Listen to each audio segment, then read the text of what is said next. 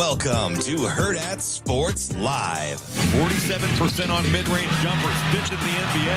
Wow, Harden, no good on a three. Oh, it is good. Whoa! The potential most improved player in the NBA. Lost for the time being. And a no-good! Tippett takes it away. That's a good from a pass away. He scores! Garden pass away. 30th home run hit by the Braves this season. And Dalen Lyle now lifting one to right. Back on it is Acuna. It's out of here. You know, there have been a handful of roster moves. Caglione drives it and well deep to center. Could it be? It is his first home run of the year. Line drive. Look out, Goose. And we got a base hit. Goose having played right. Arrivederci. Drilled to center. Well struck. Crawford back. Turning. Looking. Here. Dansby Swanson a bolt to center field. Good morning. Welcome in Hurrdat Sports Live, presented by Next Gen Mail Medical. That's DBM Ravi Lulla here at Hurrdat Sports HQ. What's up, DB? How we doing? I'm good. How are you? Good. Hey, Shane, those were pretty quick on the highlights. Yeah, they were pretty short last night. Quick on the draw. That's because he doesn't like watching basketball. To my head, and this is The what basketball highlights are terrible. Man, my name is MCA. I got a license to kill. He doesn't like watching basketball. Shane, you're a big Beastie Boys guy. How many albums do you have? I have all their albums. That is all their singles. That is the least surprising thing ever. Trash. What? Whoa. I hate Beastie Boys. Whoa. Is that a hot take? That's a hot take. That's not a hot. That's a terrible. It's very on brand for his personality. I've never heard a Beastie Boy song that I like. Well, He doesn't like any Anglo people that come across as in the lower socioeconomic class that major in urbanomics. That is not his thing. You know what it is? No, that's exactly what it is. It's the like little whiny ass sound of his voice. Whiny? Yeah, or he's what's the whiny? What's whiny about the Beastie Boys? He's just like, it's like, here's a little story I got to tell. Yeah, it's like, I don't know if it's like nasally. I'm not saying he's whining. It sounds whiny. Shane, I hate the tone of his voice. That's the worst take I've heard in a long time, and you're the king of them. It's the sound of his voice drives me crazy. Oh, fudge. Also, I find the wow, like the big Creed like, guy though, dissonance guitar, like the. I hate that. It sounds terrible. You don't have to drink Brass Monkey, but you can. It's okay to like the song. No, terrible. Oh God. Oh wow. I never have understood it. It is it's one of the biggest. That's a weird. That's kind of like Jacob getting at me over Zachariah Branch. That's a weird take. No, this makes more sense because they suck and Zachariah Branch is good. So I don't know what JP's deal was yesterday. But I like a little. So I wouldn't call it surly, but I like a little combative JP. I just don't know why he picked Zachariah Branch. I think we've talked about him a few times. I don't feel like we've been overly effusive. Like I like him a ton, and I think he's a good football player. I think he can be useful in a lot of different ways. I don't really want to let you off the hook with the Beastie Boys. Oh, I don't want to be off the hook. I think they suck. I think they're terrible, and I have 23 CDs of theirs. Good Lord, that's a lot of money you wasted there, Shane. I like when you're all in, Shane. We don't have to worry about that. For being frugal, like that's no, but you've listened to him almost every day after the show. When he gets a little pocket change, he's gonna take care of his hobbies. He's gonna buy either albums, movies, or Legos or comic books. Yeah. Shane. So is the Ben still your spot, or where's your hidden gem now to get things extra cheap? I don't go to Walgreens. Most of those have been shut down. So yeah, but you're talking like the DVD bins at Walmart. I don't do that. No more bin diving. No. So what do? You just look online? I just watch like Tubi and Hulu and you don't add up Tubi and Hulu. You guys make fun of me for my movie. I've never seen a good movie on Tubi. Oh yeah, no. Tubi was what was Russian Rambo was on though. That doesn't surprise me at all. That seems right up their alley. Awful judgy this morning. This always. I mean, Like, what happened in the sports world that's got you a little salty? I'm actually in a really good mood. So I'm actually Why? Because the Red Sox finally won? No, because the Nuggets lost. But what a debacle. I'm going to double down on the Beastie Boys thing real quick. Not only do I not like them, I don't understand why other people like them. Oh, God. Like, there's a lot of movies that, like, hey, this isn't for me, but I get why you like it. This sounds like an old man take. Well-made. Yeah, yelling at the clouds. That's fine. It's a well-made movie, whatever. Same thing with different food or drinks or whatever. It's like, hey, I get what they're trying to do here. It's just not for me. I do not understand why people like Beastie Boys. It is beyond my comprehension. I think it's pretty obvious. Old man take. It is. Oh, my God. You're going to put me in a bad mood. You thought I was mean on Friday. Me and my horsey and a quart of beer. Hate it. That's a terrible take. That's a terrible song. Really? All of them. All of them are terrible. Gee whiz. I literally have never heard one Beastie Boys song that I'm even like, oh, that's okay. I've heard country songs I like more than the Beastie Boys. I'm gonna. That's.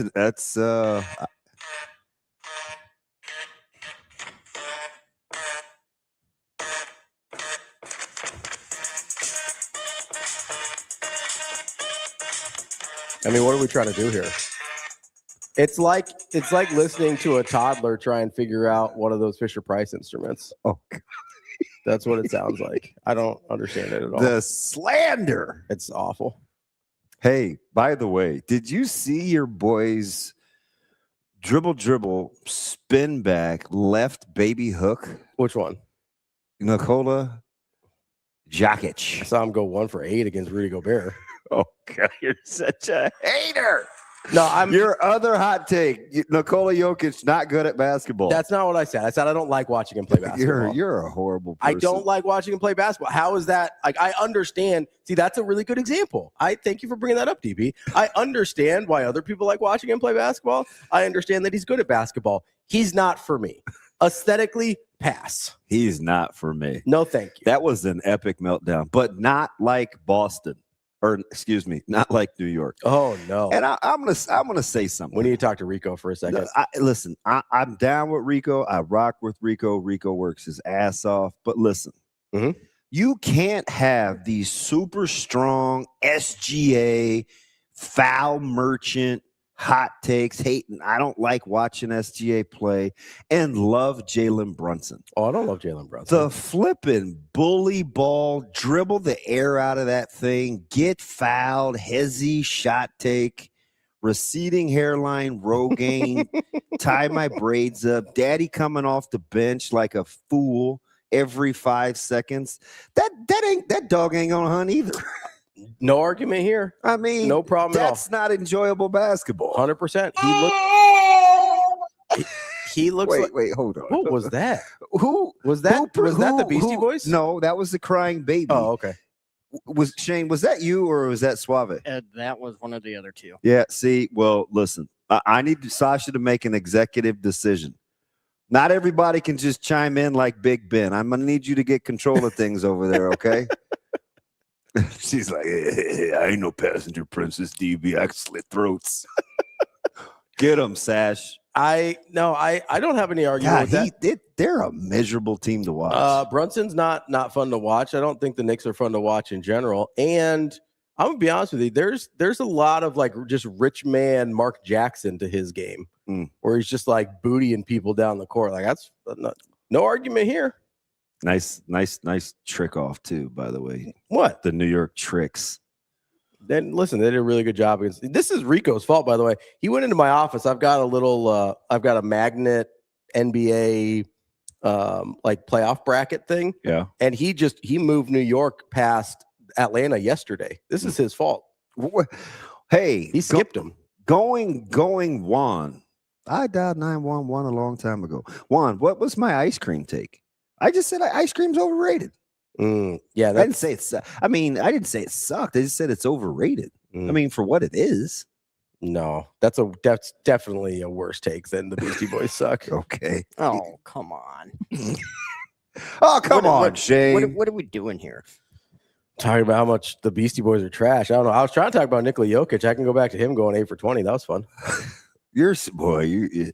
Hey, so how do I don't know. I should ask our guys because we know so many people that work in the market in Denver. But how do people feel about Jamal Murray in Denver?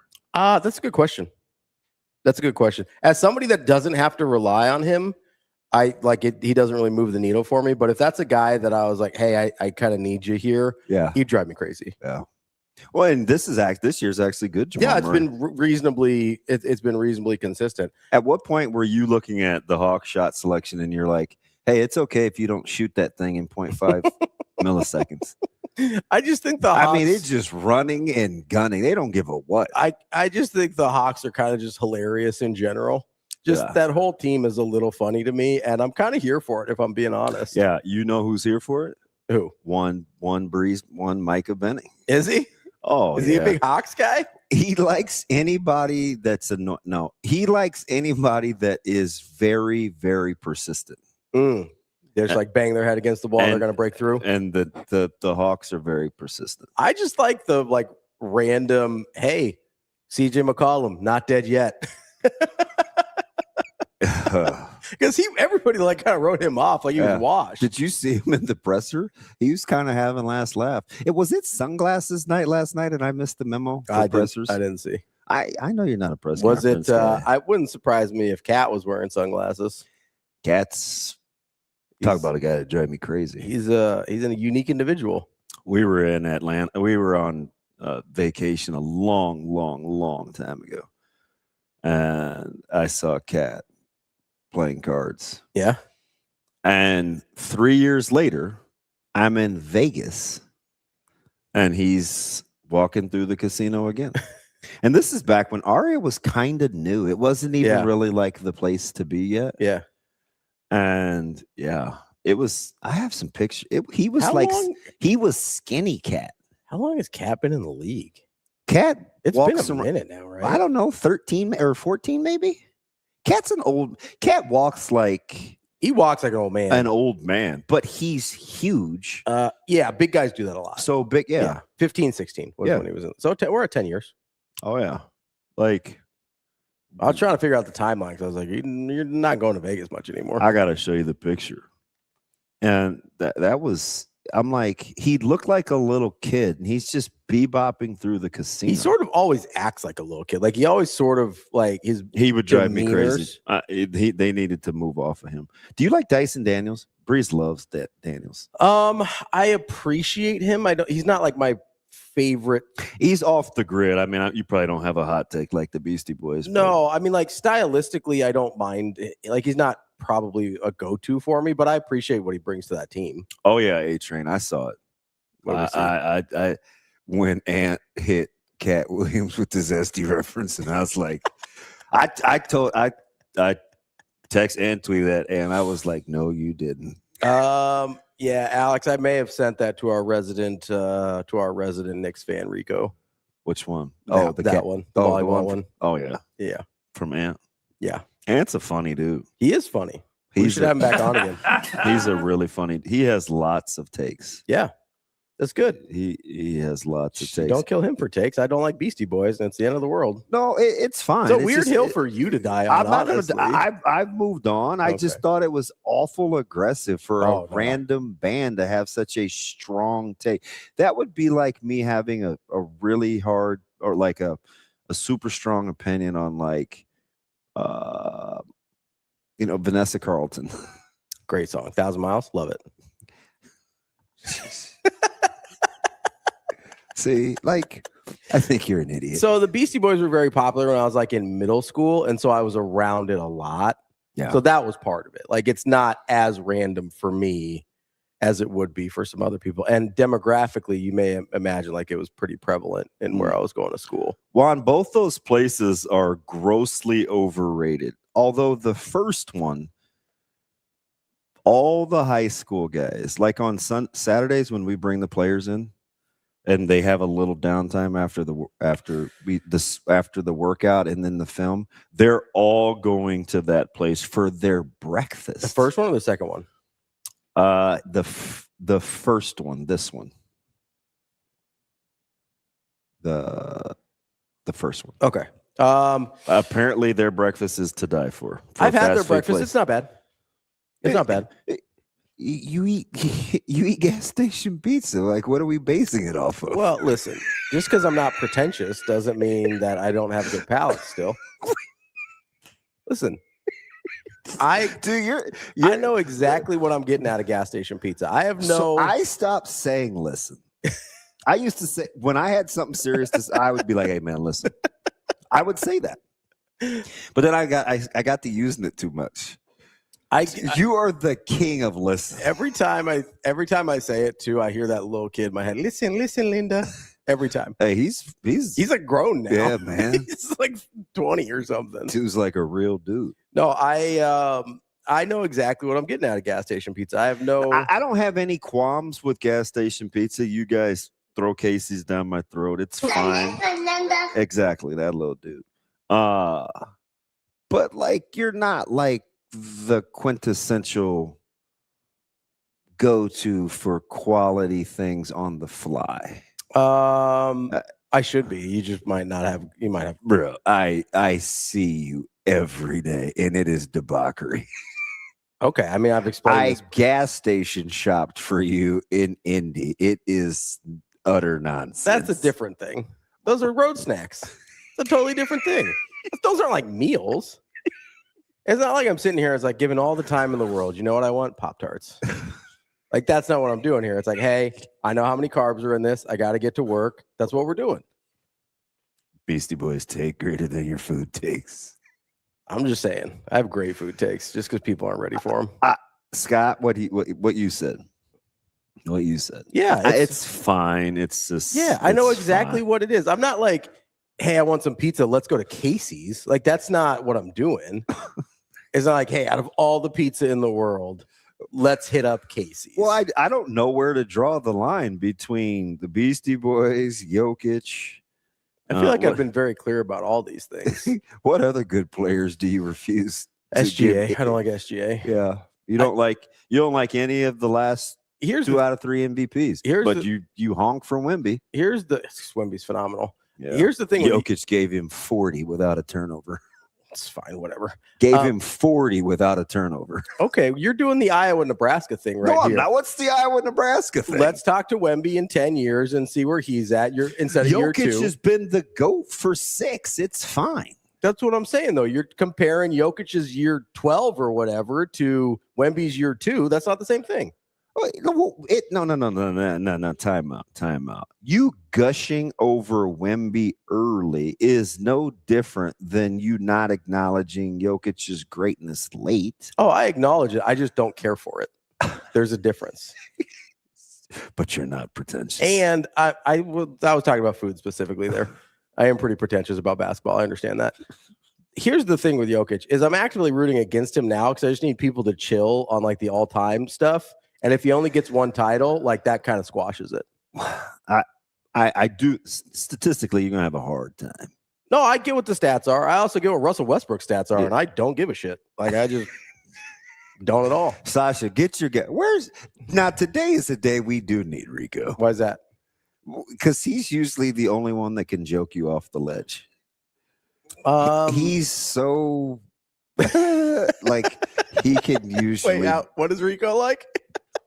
I can't recreate it. That was just on a humbug. But Rico is pretty good at he's good at the Simadonna thing. Just diffusing. Action Jackson escalates. He is going to turn the temperature up 100% of the time. He's going to be like, wait, how can I make this situation worse? This feels like a Rico day. By the way, before we get too into all your hot takes. Yeah.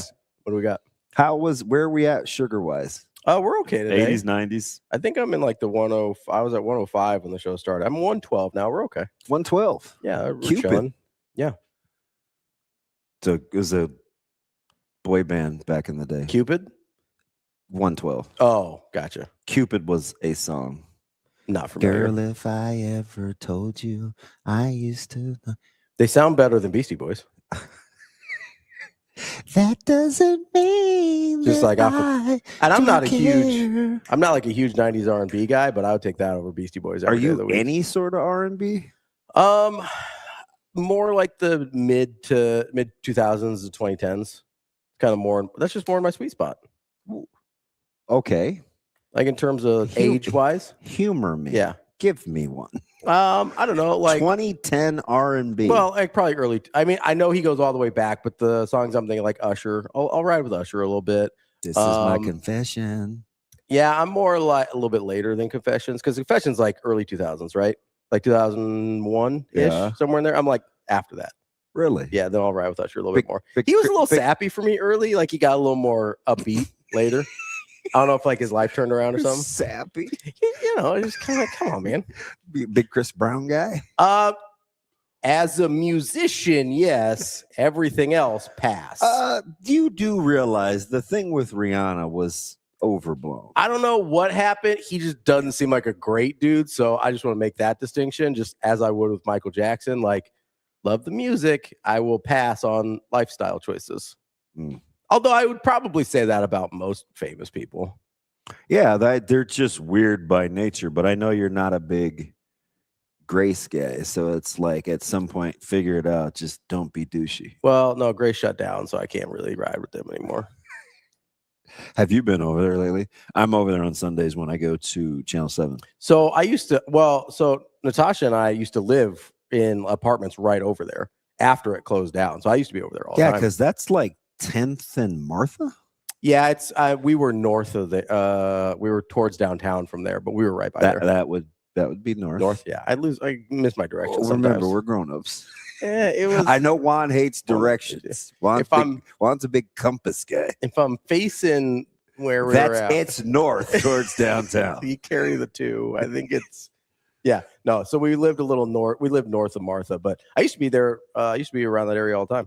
Yeah, like 2018, 2019 ish. Pretty good little swank restaurant spot down there, right across the street from Channel 7.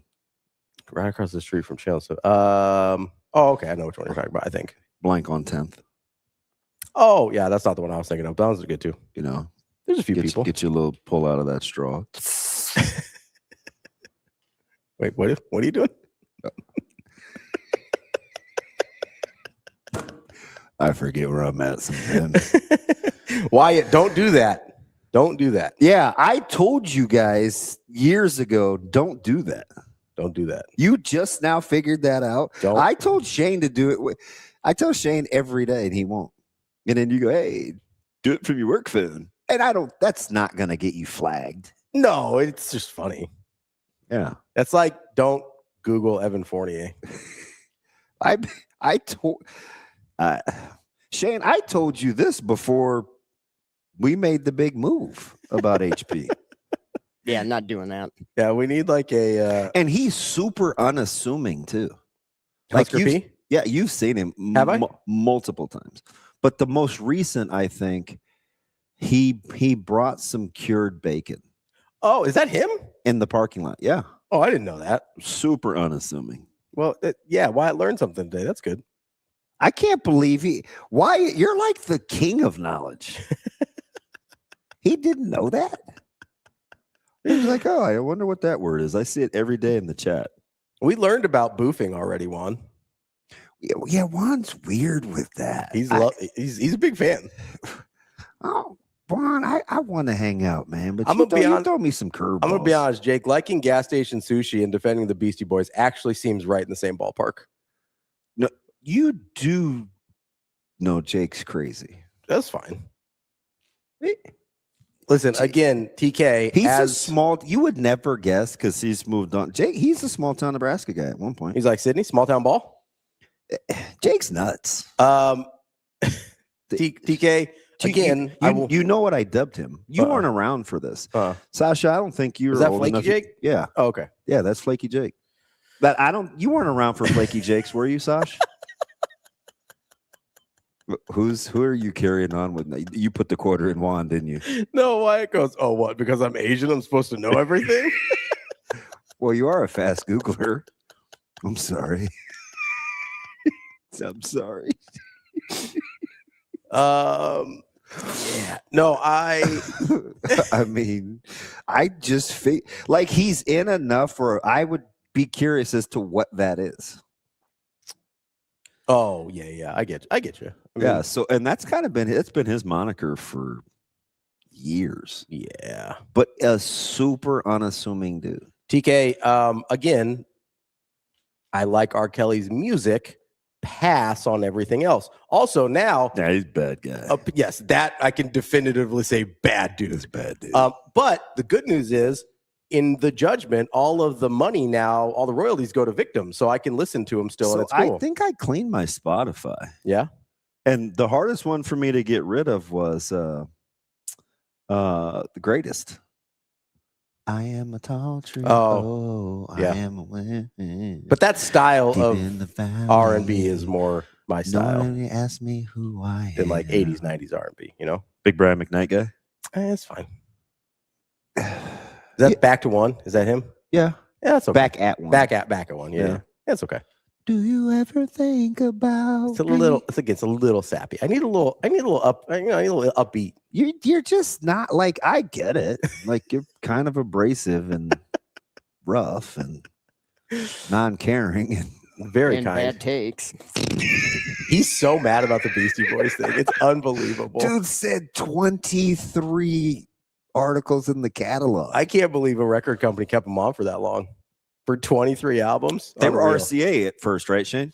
CBS. Well, that's where the License to Ill album was at, but they had one album before that. I'm not sure what it was on. So who had the 747? The license. Who had License to Ill? CBS.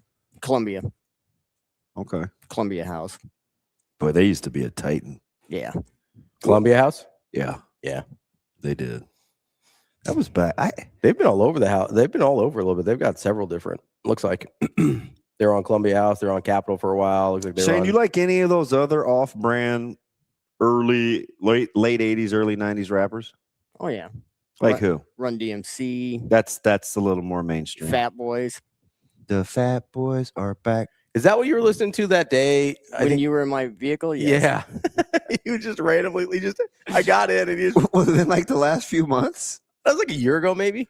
It was a couple of years ago. Yeah. Good for you, Shane. He was just randomly rocking Fat Boys for just it was just a thing that came on, you know. It's like he had been listening to it. Huh. No, it was an album in my car. I have that. No, I know, but like it wasn't like you put it on. You big Cypress Hill guy? I like Cypress Hill. I can do Cypress Hill.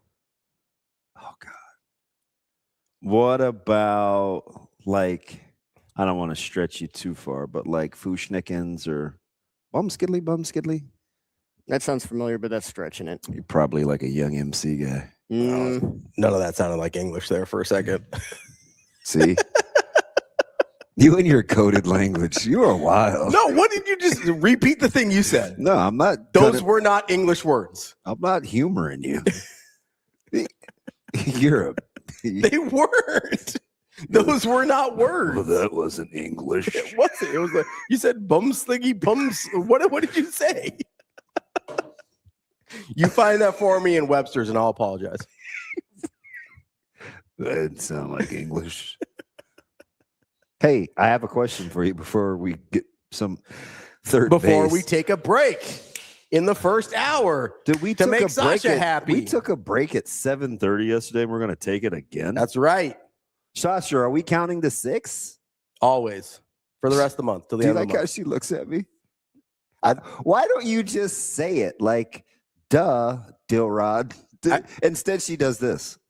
I think she looked at you like Jordan's dude. Are you guys capable of counting to 6? I think that was the look more than anything. That's fine. 4, 6, 8. Third base. That was Scatman John. Scatman John? I don't know who that is. I'm taking him way back now. Cool. Shane it. Oh, you get another Cool Keith reference, which is random. Yeah. So actually, Jibs, Tribe was really good. I like Tribe Called Quest. Tribe Called Quest was really good. I just need quality. That's not an era thing. You strike me as more like I like Tribe Called Quest. De La Soul guy. Somebody said them in the I know the name, but like what song did they have a big song? Potholes in My Lawn. Nope, that's not it. Asian Wyatt said didn't expect a Fushnikins reference today. Yeah, Schnickens, not a word. It's the group. Google it. That's fine. I'm just saying when I say that doesn't sound like English, it's because it's not English. It's not a word. That's fine. What have you? What about lickety? Maybe actually that might like lickety split. That might count as a word. It's a word. I think it's a word. I'll give that one to you, but not schnickens. Pass on schnickens, and definitely on foo. It's FU too. Wow, really? This morning already? No, I meant like. I don't know. That's a word I don't use. You don't have to worry about that. Ever. Like ever. I Como D was fine.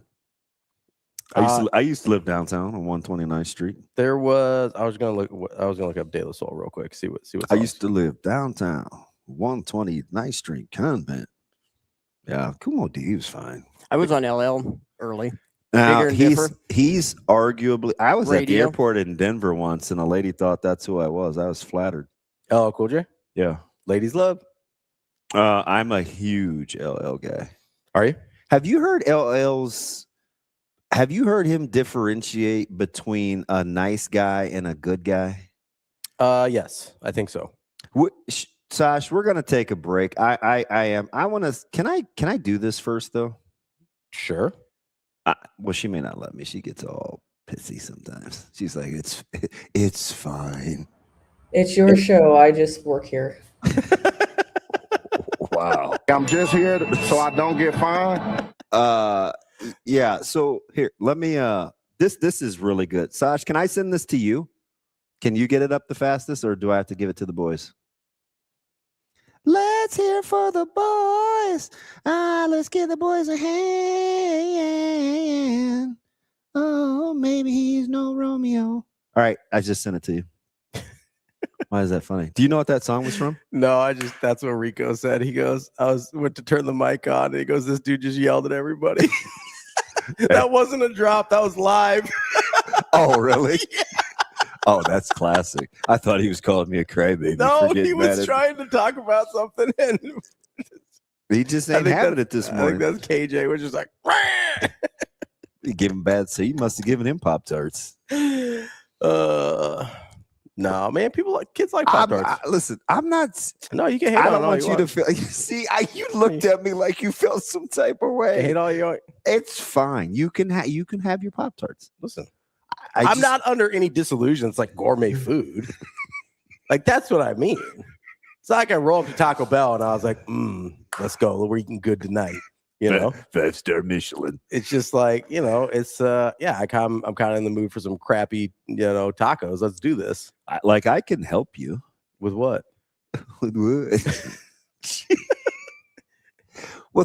with quick breakfasts. I'm married to a chef, right?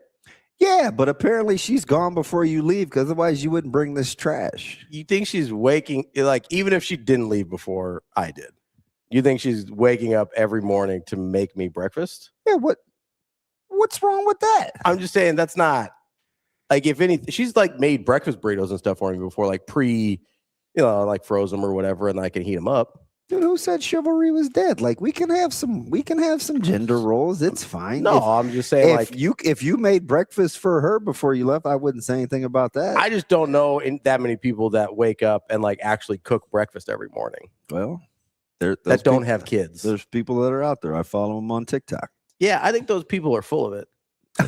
I also think that's their full-time job. They're probably recording those videos at noon. They're like, hey, look, I just woke up here. Let me cook my breakfast. It's 12. Why are you so mad? It's 12:30. Can you start off with that crappy Beastie Boys, man? That'll make everybody mad. I like old Outkast. That's good. No, Outkast is fire. I went through my Outkast phase in college. Yeah. Oh, yeah. I used to want to dress like Dre 3000 yeah. so bad. Oh, yeah. Big Outkast guy. But I like the Dirty South, though. I was a big Goody Mob. Yeah. Outkast. I like Outkast. Master P, I was a big Outkast guy. It was the only people I could really listen to that I knew weren't going to be in conflict with Pac. Because the whole East Coast, I had to watch out. Yeah, and everybody on our team they pick sides. Really? Oh yeah. And you're like, nah, I'm going Dirty South. but I was. Yeah, you're right with Pac. Yeah, and Pac switched over. Sash, we good or no? What are we doing over there? Oh, damn. See how she talks to me? Well, play the goddamn music then. She's like, yeah, bro. Go to break. Doesn't fit after break. Sure it does. Why not? We can do whatever we want. I don't know why Amazing Daniel's on my computer here. Somebody found him in the office. I don't know what happened. Juan, that is not true. That is not true. What did Juan say? I missed it. Yeah, that seems right. You like guys named Dave. You're an idiot. Like Chappelle. I do like Chappelle. See? Told you. That's CB. I'm Ravi. We'll be right back. Hurrdat Sports Live. It's time to shift into spring at Edwards Kia. Lease the 2026 Kia Seltos LX as low as $198 a month. Shift into spring for less. Spring on this deal before it's gone. Drive away with more this April. Or lease the 2026 Kia Sportage LX as low as $228 a month. Don't wait. Shift into a fresh deal this spring at Edwards Kia. It pays to make the drive to Edwards Kia.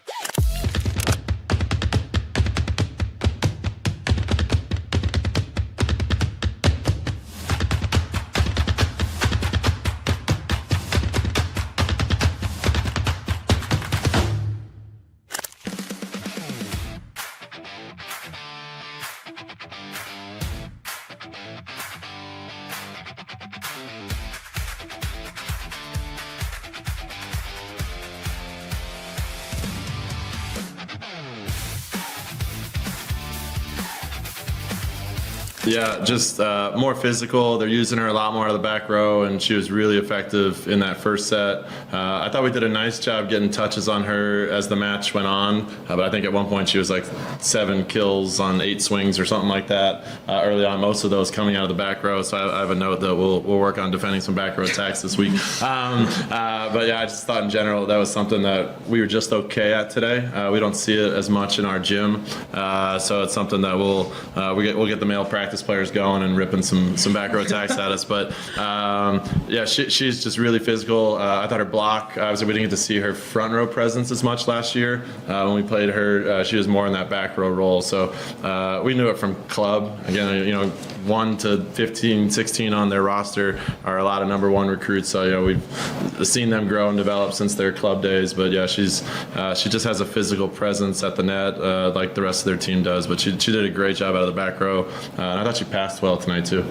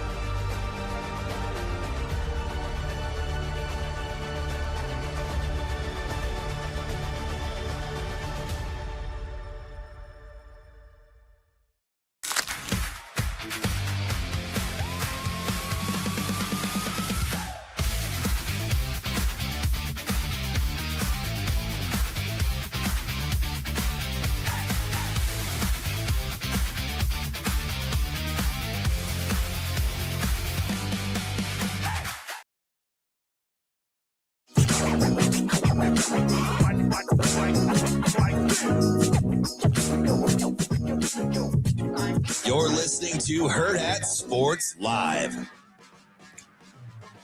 Welcome back, Hurrdat Sports Live. That's DBM Ravi Lulla here at Hurrdat Sports HQ. Just having a nice, friendly discussion about. You're even mad through break. No, TJ said it's a tequila and tacos day. I can get on board for that. get some tequila and tacos today. Let's go. I have some ribeyes dry branding right now. You're gonna make ribeye tacos? Not making any sort of tacos. Well, you made I was talking about tacos. I don't know why you brought This up is ribeyes. dinner for the boys, so it is like protein and Steakville. Did you get did your house get invaded this weekend? Nope, that's this coming up. Oh, that's coming up. Okay. Yeah, they started back with mat drills. Oh, did they? Yeah, that seems fun for them. It's kind of backwards, but Well, that's it's 'cause what the they schedule did. was flipped. They swapped spring for winter conditioning and OTAs. No, Sash, do you have my quote? Are you? She's like, nah. She's no fun without a mic. Why did the knuckleheads get to talk to us? I'm not a nice guy, I'm a good guy. There's a difference. If a little old lady is walking down the street and some guy grabs a pocketbook and you grab the guy and break his nose and break his arm, you're not a nice guy, but you're a good guy. I'm not in this to be nice. I'm in it to be good.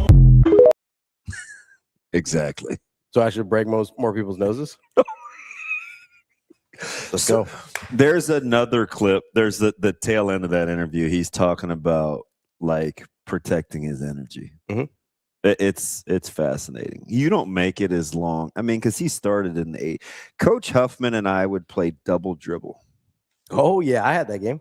He used to wear my ass out in track and field too. He was good at all the Nintendo games, and I would play LL Cool J on cassette with a big old Black Panther and a Kango.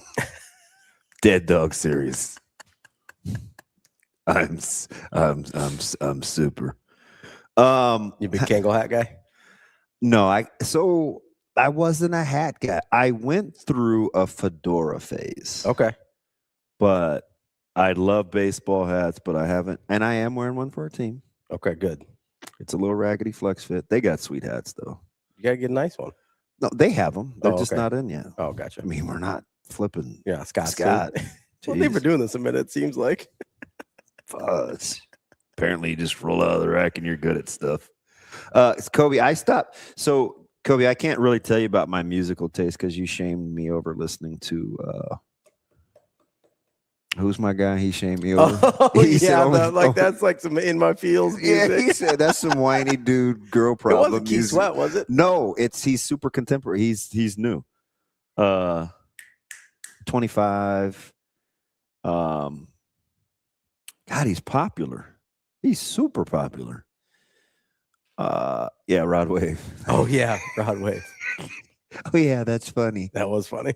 Hey, and speaking of tough, like as we get ready to talk to Kim BIKOFF at 8, are we getting back to it's cool to talk about being tough again? I don't know if it's cool, but I do think it's necessary.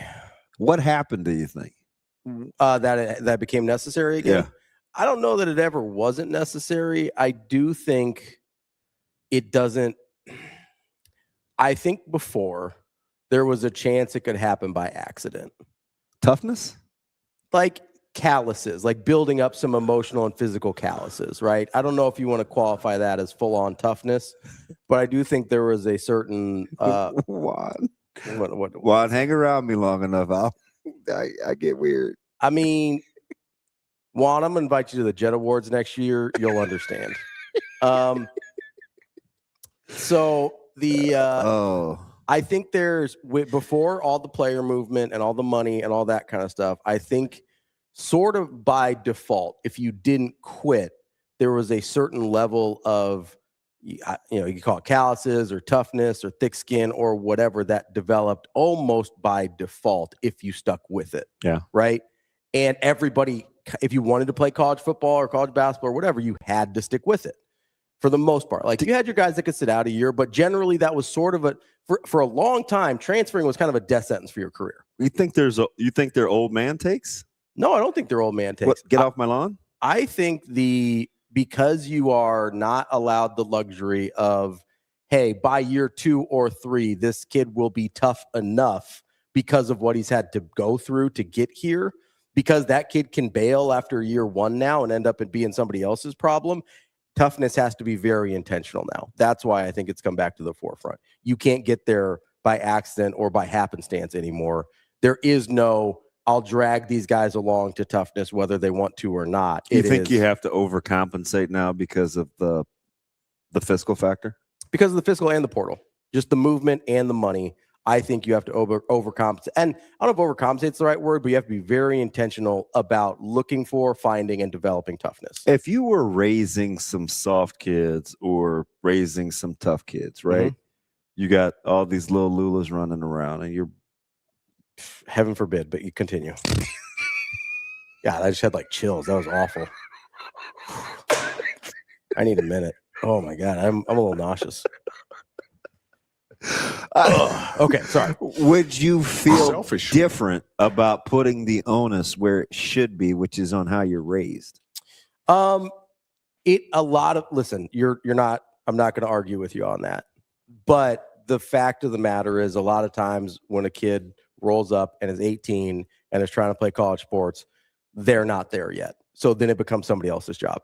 And so I can't go back and be like, hey, could you fix this, man? What are you doing? I guess I'm the problem.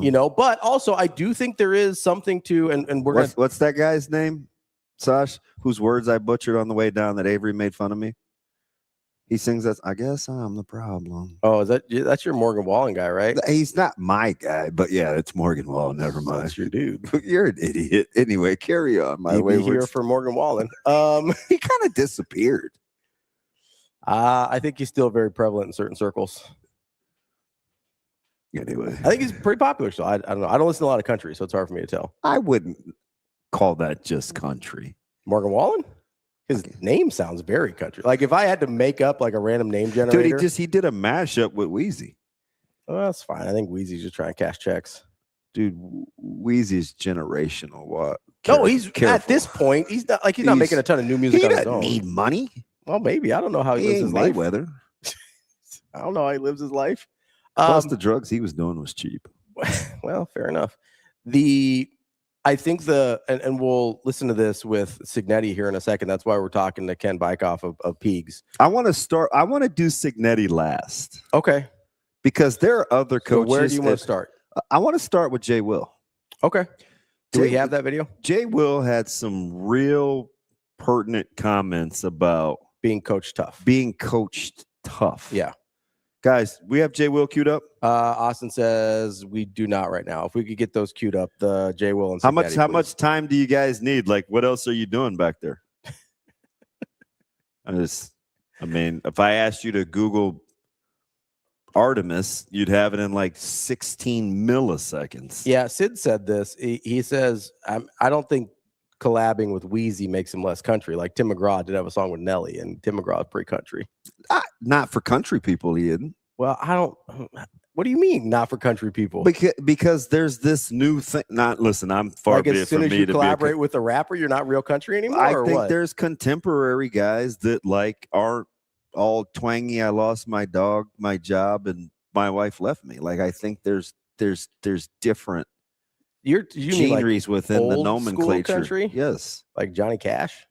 Sure, Waylon. There's nothing wrong with Johnny Cash. No, I love Johnny You're Cash. a huge Johnny Cash guy. We can hear fist bump shit. I love Johnny Cash. That's like one of my favorites. I love Johnny Cash. Oh, you guys kumbayaing and s'mores over Johnny Cash since you fought over the Beastie Boys? I'm trying to build bridges, I'm not opposing him just to be a difficult. Like we have common ground. No, here. you're a difficult, all right. Well, I don't know about that. Who do we have ready? Is it because last week when we had them all queued up, they just like got misplaced? So. Oh, well, I think we just didn't get to it for a full week, and so they're like, "F these guys, we're not doing it anymore."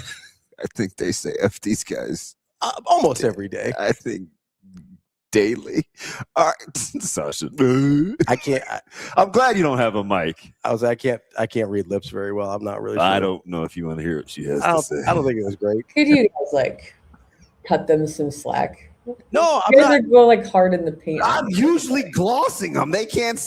Oh my God, she's protecting the bad kids. See, that's the problem. Listen, we got to stop associating with the lowest common denominator. Those guys are naughty. Every day they do fantastic work. To be fair, you guys are also naughty. I brag about them incessantly. They get a baby wrist slap for not working a miracle, which I'm being sarcastic about. And the goddamn cavalry runs in. Protect my Jimmy Neutron. We love Suave. Those are my guys. I know they're good. They're sensational. That Austin found a Kirby Smart clip, like a goddamn needle in a haystack. And then the Ty Horn thing yesterday. It's pretty good. On a humbug. So listen, I was more making fun of us for not getting to it for a week. Yeah, I can't believe. Oh God, I know where the loyalties lie. Team Neutron, Team Suave. It's fine. It's just me and DB out here by ourselves. Let's get it. Let's go. Jay Will, play the clip. I say he's got Jay Will ready. I think we're in a day and age where it's hard to tell people the truth and tell it in their face and say it with boldness and say it honestly and then have you react to it. We're in an age in which everything has to be coach cursed too much or coach does this, coach does that. It's too hard on us. Where it's difficult to coach young people hard these days. If I wasn't coached hard by Coach K, I'm never able to get up after my motorcycle accident. I'm never able to recover mentally. Some of the tools and lessons I learned were from him and how to fight against adversity.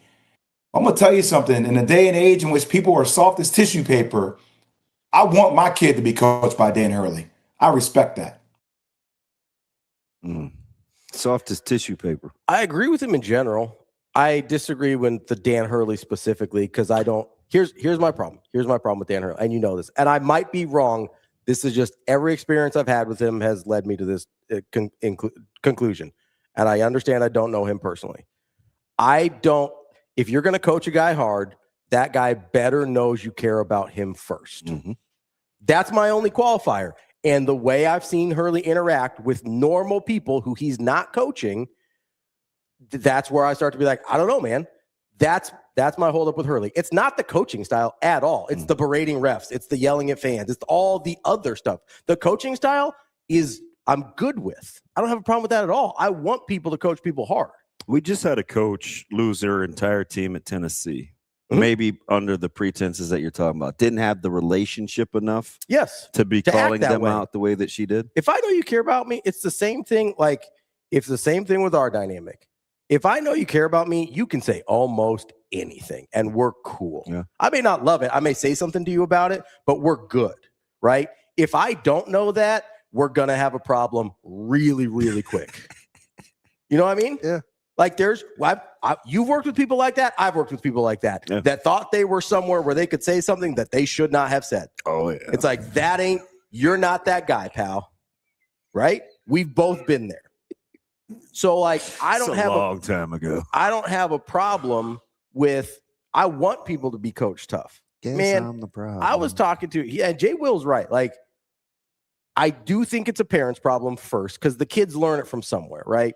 You're not born and just be like, I guess I'm just going to be a baby forever. Like, that's not how it works. Like, somebody babies you, and then that's how you become a baby forever and have a hard time developing toughness. Because it has to be intentional, right?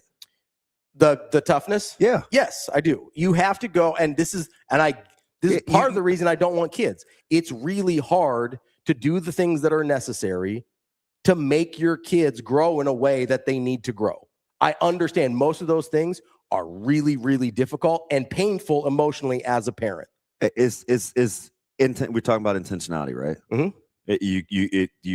The outcome has to be intentional. Yes, 100%. Shane, play Hurley talking about the assistant coach he's looking for. Coach to be able to work with us, work for me, just the intensity and the demands of the job. I don't want to bring somebody in here that can't handle it. You got to be relentless. You'll be able to do it 11 months a year. You got to be obsessed with it. You got to take your job home with you. You got to be thinking about it when you're eating breakfast. You got to be thinking about it when you're in the shower. You got to be thinking about it when you're driving home. I mean, the reason why guys like Kamani and Luke have been so successful here is because they're obsessed. And if you're not going to reach that level of obsession with me, it's going to go bad. Over the top? Sounds pretty intentional. No, I don't think it's over the top. Honestly, most of the things Hurley says, I don't disagree with. Like, that's not the issue. I think philosophically, in terms of the way he goes about things, we actually agree on a lot. I don't like the way he acts. That's it.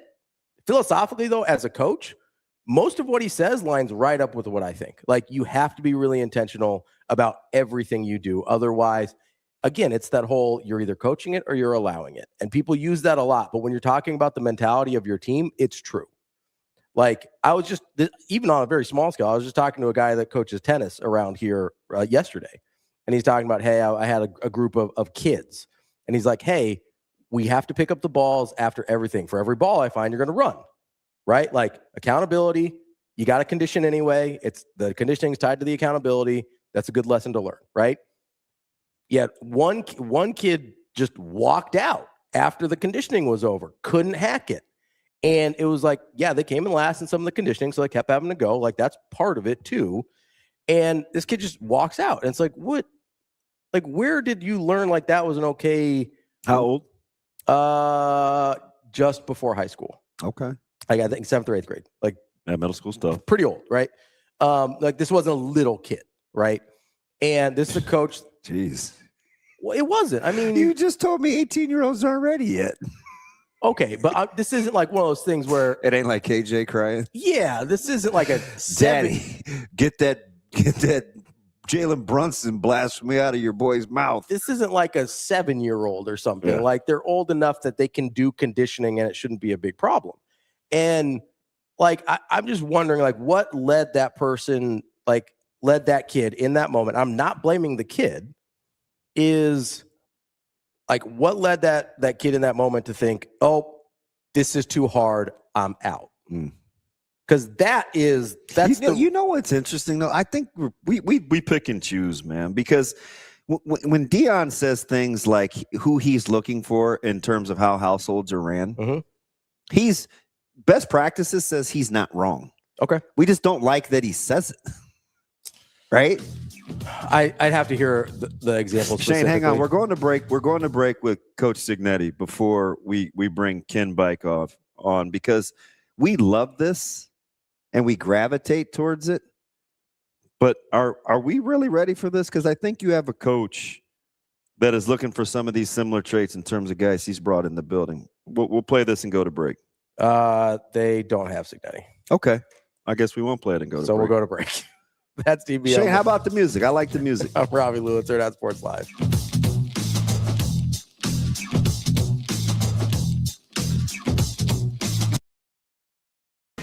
It's time to shift into spring at Edwards Nissan. Lease the 2026 Nissan Rogue Platinum starting at just $349 a month. Shift into the ride you've been waiting for.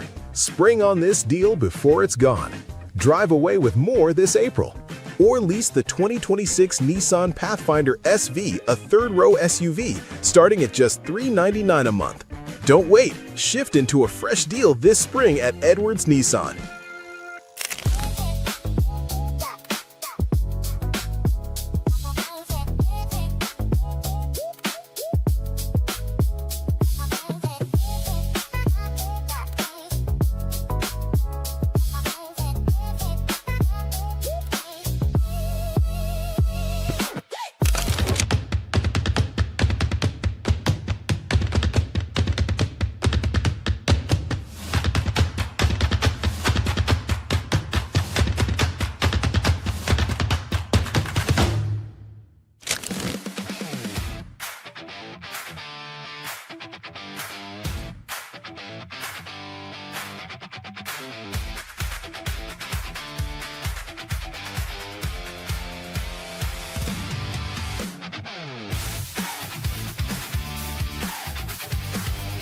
I mean, obviously not great. We got rolled in game 4, so I wouldn't say we handled it very well. But there were some good things that we saw. So we'll look at that film and point out the positives. I think it was, kind of the perfect storm there at the end.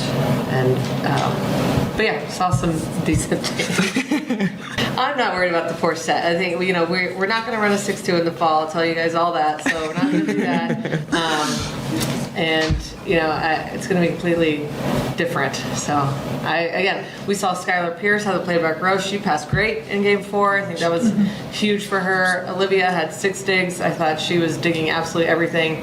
So we're going to look at those positives and not worry about a couple of those bonehead plays.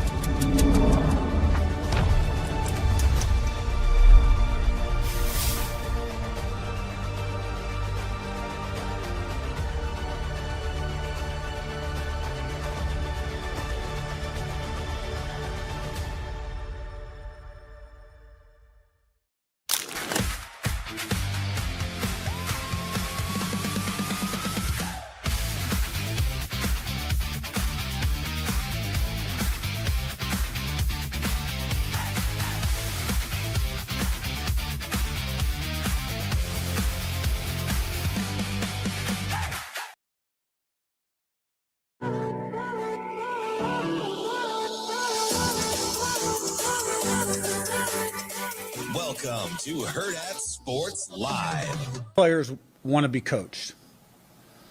Great players, you can't coach them enough. You can't give them enough. They want more, more, and more. Inconsistent players want coached on their terms.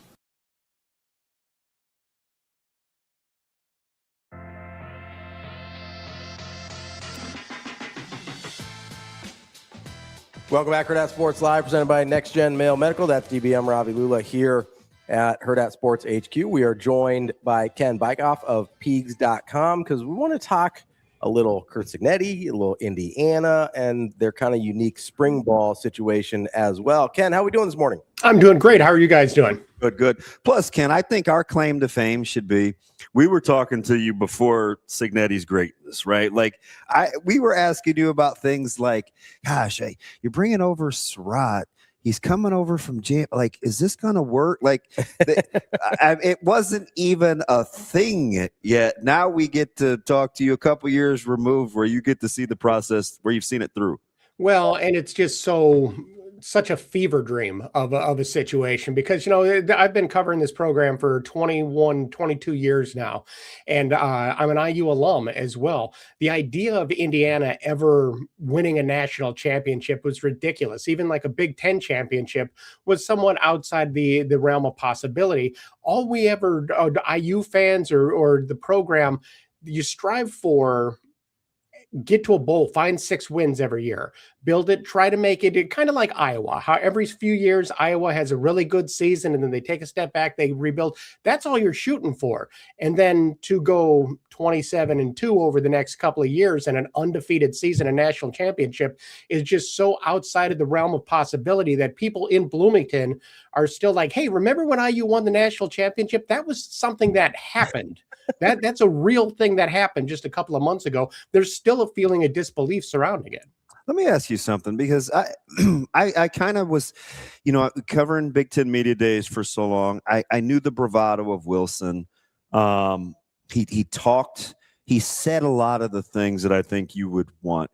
Coach Allen, I remember he was at the podium the same time Coach Frost was on the side sessions, and he talked so loud that the room kind of moved towards his presence, and he talked about recruiting and Indiana's recruiting classes. And then in comes Coach Cignetti, and he says some similar things, but it resonates. He stole the show 2 years ago in Indianapolis.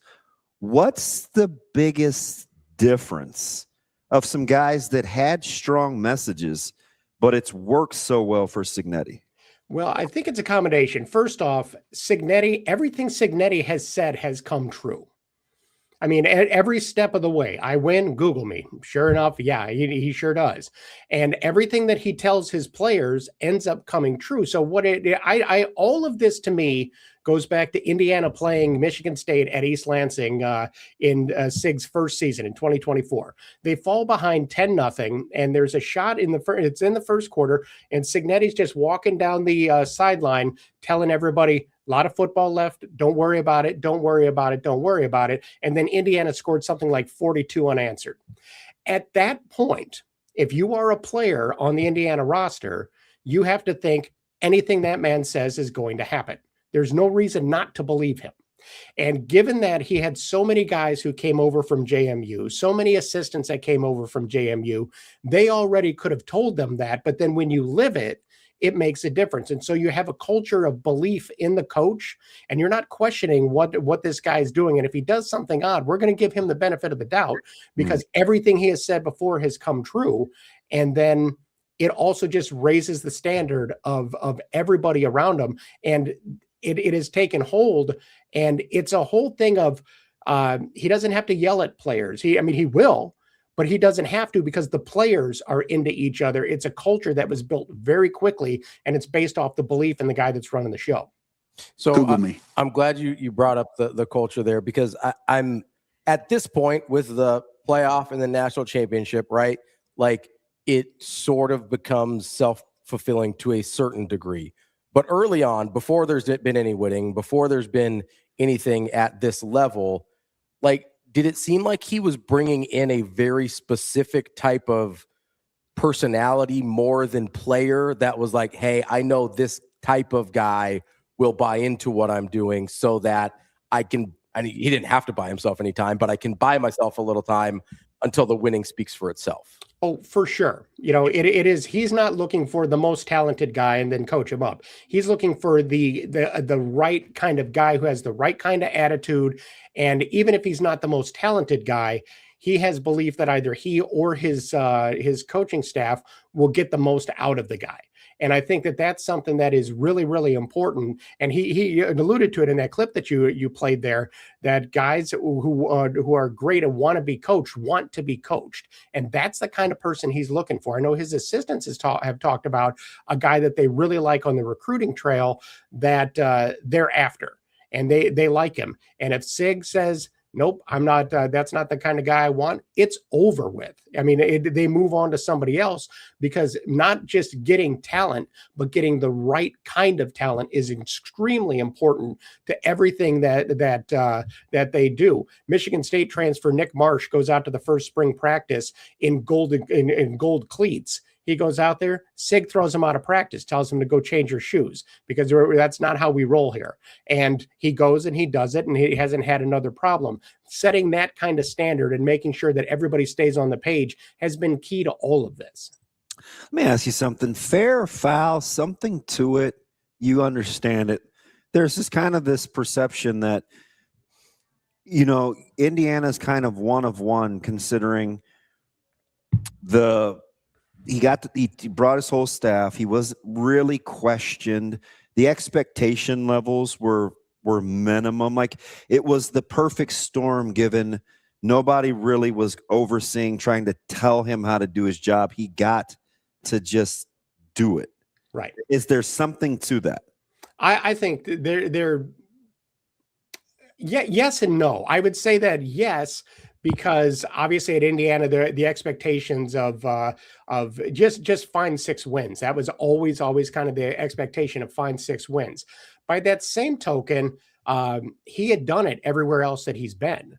So, I mean, that fact alone shows that he didn't want to put any kind of limitations on him, but he did have the freedom to do what he wanted. And he got a locker room that bought in. One of Tom Allen's problems was there were issues in the locker room that would pop up, just chemistry issues, dealing with NIL and things like that. None of that has been a problem here. And when you're winning at the level that they are, it really solves a lot of those problems before they become a problem, because you don't want to be the guy that rocks the boat.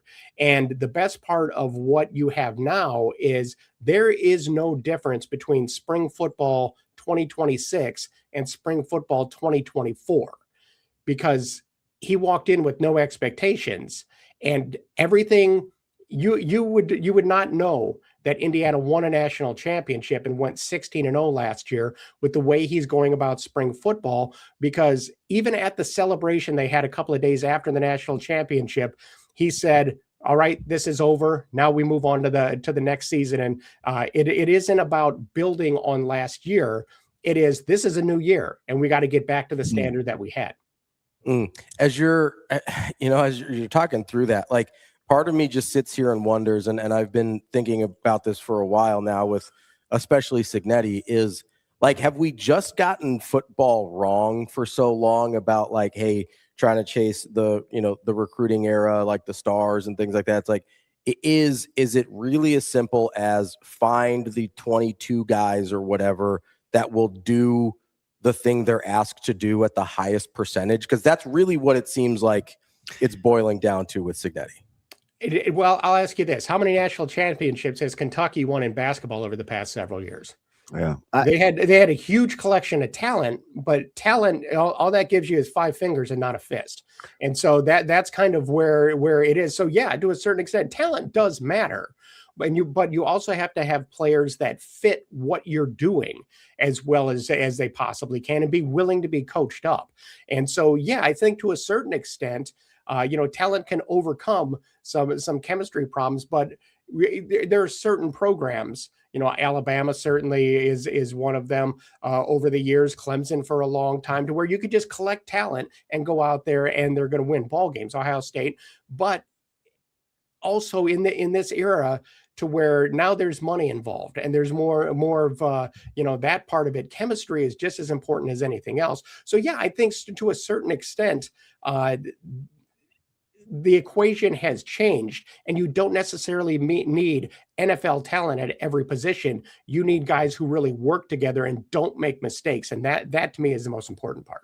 This is this is the first time I'm going to say this, but our listeners will kind of know where this was birthed, because as I'm listening to this, I've watched this unfold. I think people in the state of Nebraska, especially given where I've come from, would say I have a strange affinity for Coach Cignetti. This goes all the way back to, we were there early setting up for the show. He was one of the first guys to come in. I'm listening to him on side sessions. He hadn't even taken the panel.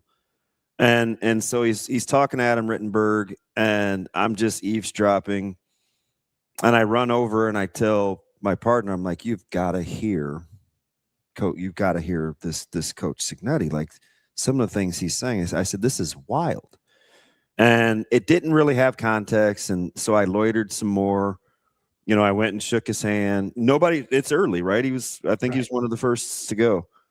Where that came from, Ken, and I'm going to say this out loud. He was giving me his philosophy on bringing guys in continuity and work ethic. Was giving me Coach Osborne vibes, right? I played for him, 92 to 96. I know what it was like. I knew the hierarchy. You waited your turn. You wanted to be an old, mature football team.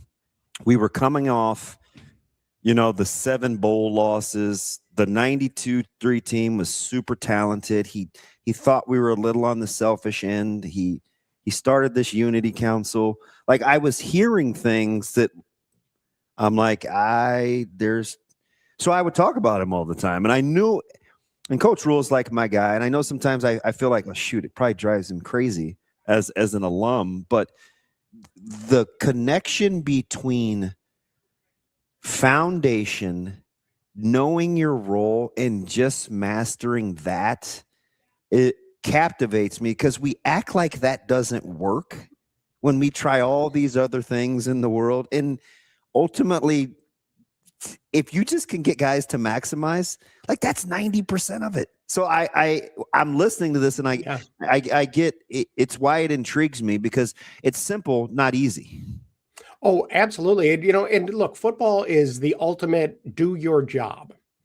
And that is the ultimate game. 11 guys. Yeah. Do your job. Don't worry about what the other guy's doing. Trust that he's going to do his job. One of the things that has been Indiana's issue over the decades has been a lack of trust between players, because they didn't trust that the guy next to them was going to do his job. So you're trying to keep an eye on this guy for trying to make a mistake, but you're also trying to do your job. Now your focus is split. If you completely trust the guy next to you, then you're going to do your job and do it well. And those 11 guys come together to do their jobs. And if everybody does the little things, the big things come out. And that's something that Sig has preached from day one. You mentioned his confidence in being a guy that has worked his way up. He bet on himself in a very big way. Yeah. You go from an assistant at Alabama to go ahead and coaching a lower level, because he didn't want to be. What did he say? He didn't want to be a 45-year-old first. Didn't want to be the recruiting court. He's wanted to move on. Yeah, and he wanted to show what he could do and build that experience, and he did it, and he's been extremely successful at every stop. And I think the only negative about Curt Cignetti is also one of the reasons why he's successful is his age, that he's already 64 years old, and 63 might be just turning 64 now, but whatever it is, he's older. And so from an Indiana standpoint, you wish he was 45 and was the guy that's going to be here for a long time.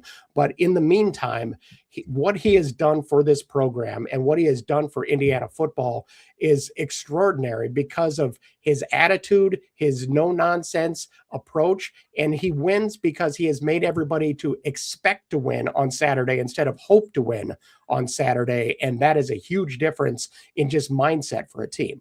I get the chicken or the egg thing. I'm just curious, because I'm guessing there wasn't a ton of pushback. He brings his whole staff.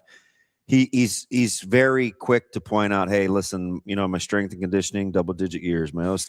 Just the amount of time of guys in the building.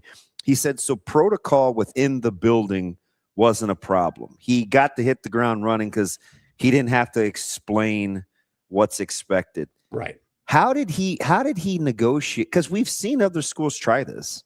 Hey, bring your staff, bring the whole guy, then you get the buddy hire thing, and there's like pushback. Was there just nothing really said in the very beginning when he basically just relocates because it's like, hey, we don't know what we're getting. We're just going to roll with this.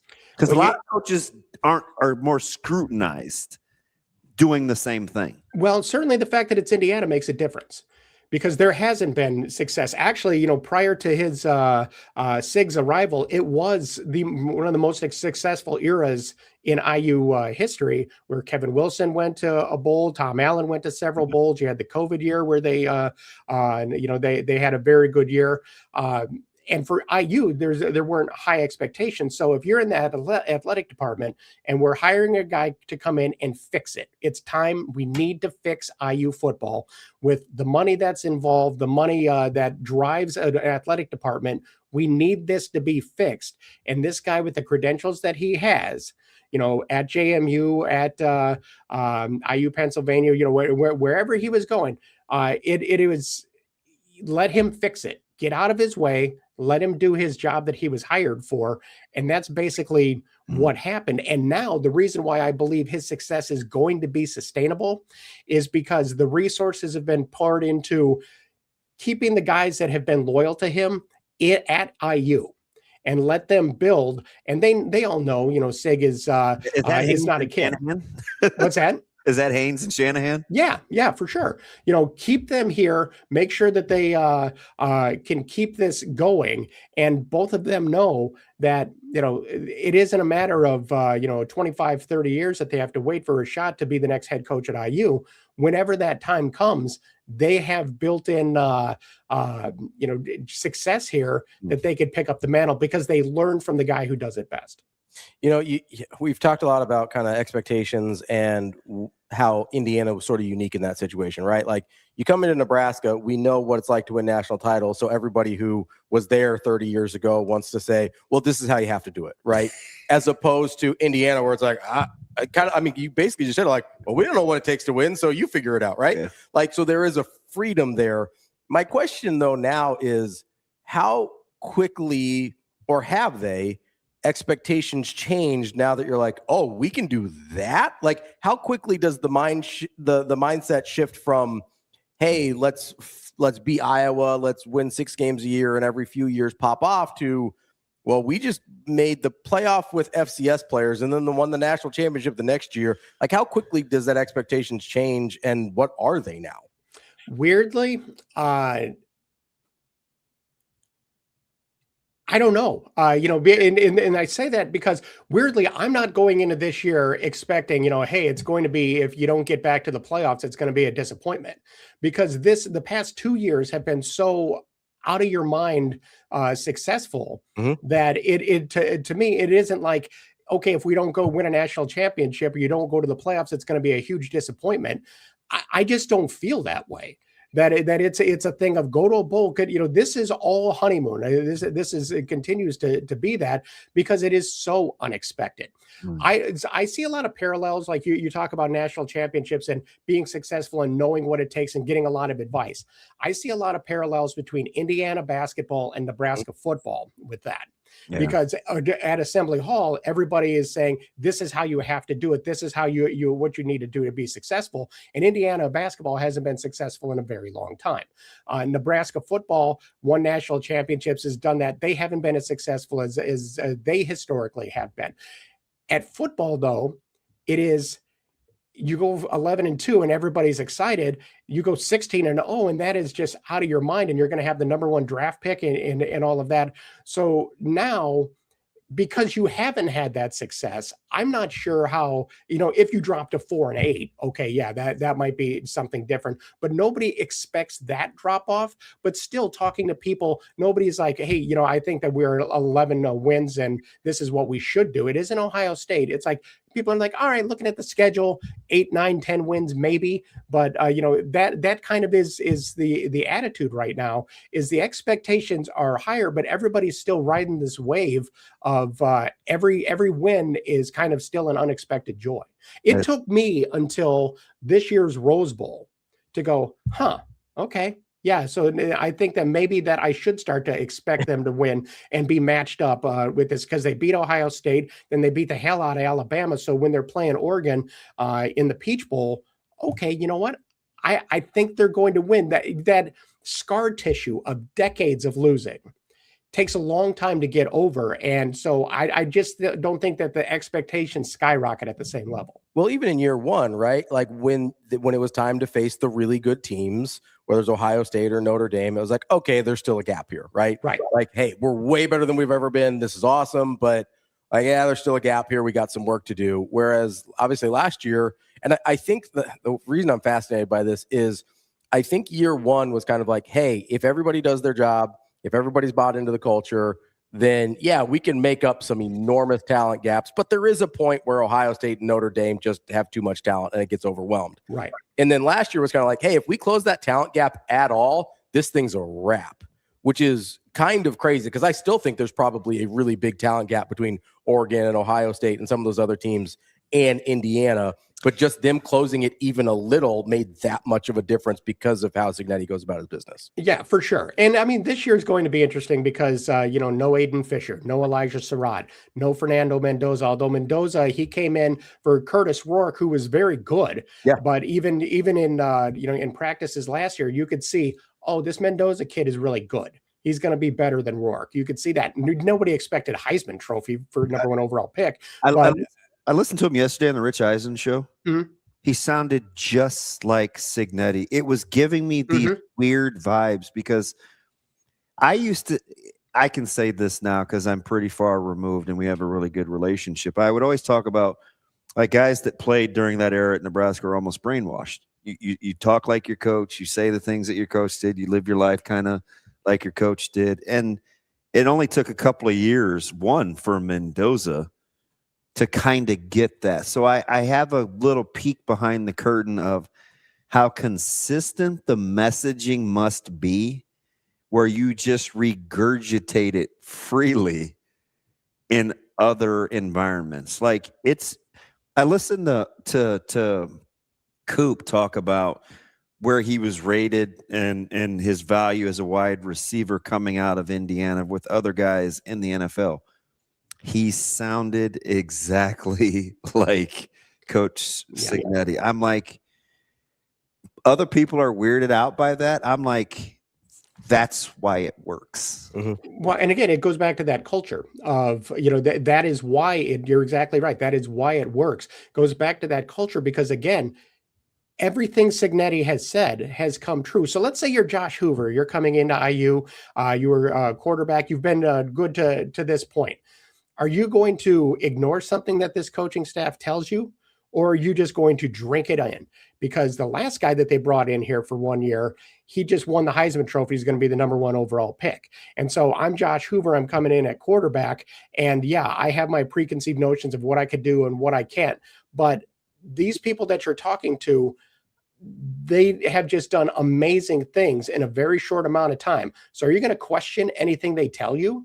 Not if you're smart, and furthermore, if you're brought in here, that means that you're the kind of guy that the coaching staff knows is willing to listen. And so all of that comes together, and it really is just kind of that culture thing. And yeah, it is a kind of brainwashing, but it's also, if you're a player, how could you not believe everything these people tell you? So speaking of Fernando Mendoza, number 1 draft pick, Curt Cignetti is doing something that appears a little crazy on the surface, but is probably more crazy like a fox with his spring game this year, going right after the NFL draft starts, after I'm sure all the recruits on campus get to watch an Indiana quarterback get drafted number 1 overall. Like, as he's doing things like this, like it's not just about the toughness, like there is a strategical kind of genius to him there that I think is maybe a little underrated. When did you guys learn about the spring game being when it was? How did that process kind of come about? Well, they just kind of announce it, and you understand what they're doing. They're absolutely going to put it on the scoreboard and be able to show what they have. And so now here it is. Here's Fernando Mendoza, who is your Heisman Trophy winner, #1 overall draft pick. We're national champions, and now here's spring ball. It really is the final turning of the page on last year.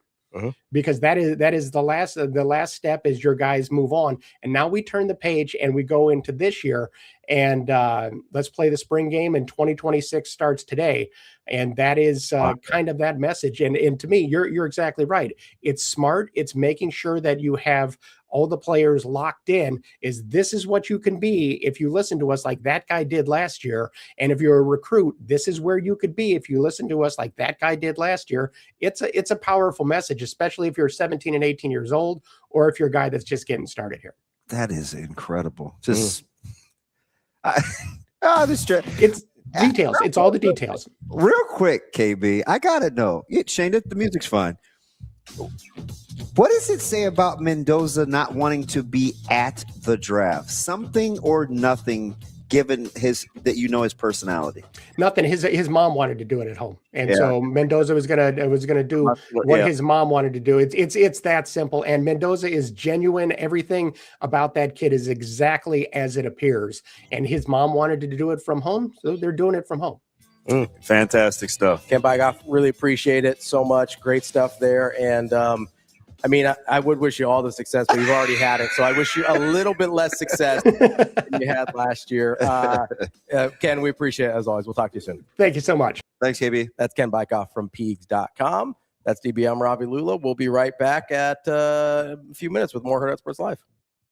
It's time to shift into spring at Edwards Hyundai. Lease the 2026 Hyundai Kona SE all-wheel drive starting at just $179 a month. Shift into spring for less. Spring on this deal before it's gone.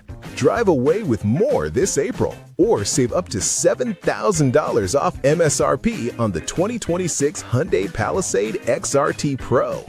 Don't wait. Shift into a fresh deal this spring at Edwards Hyundai.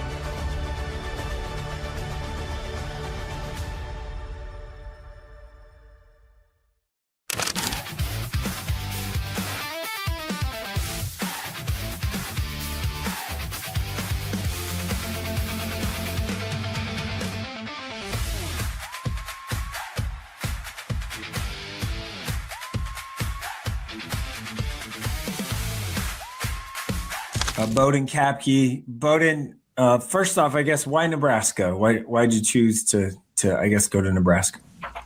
Yeah, I mean, we had a kind of list of criteria going into it. I wanted to continue to be developed, play in a style that kind of fits my game, and then be able to have an opportunity to play in that style and show it off. So that's kind of what it ultimately came down to, and playing in the Big Ten every night. I'm from Minnesota, so I grew up watching the Big Ten, and there's just some big time games that it was really hard to say no to.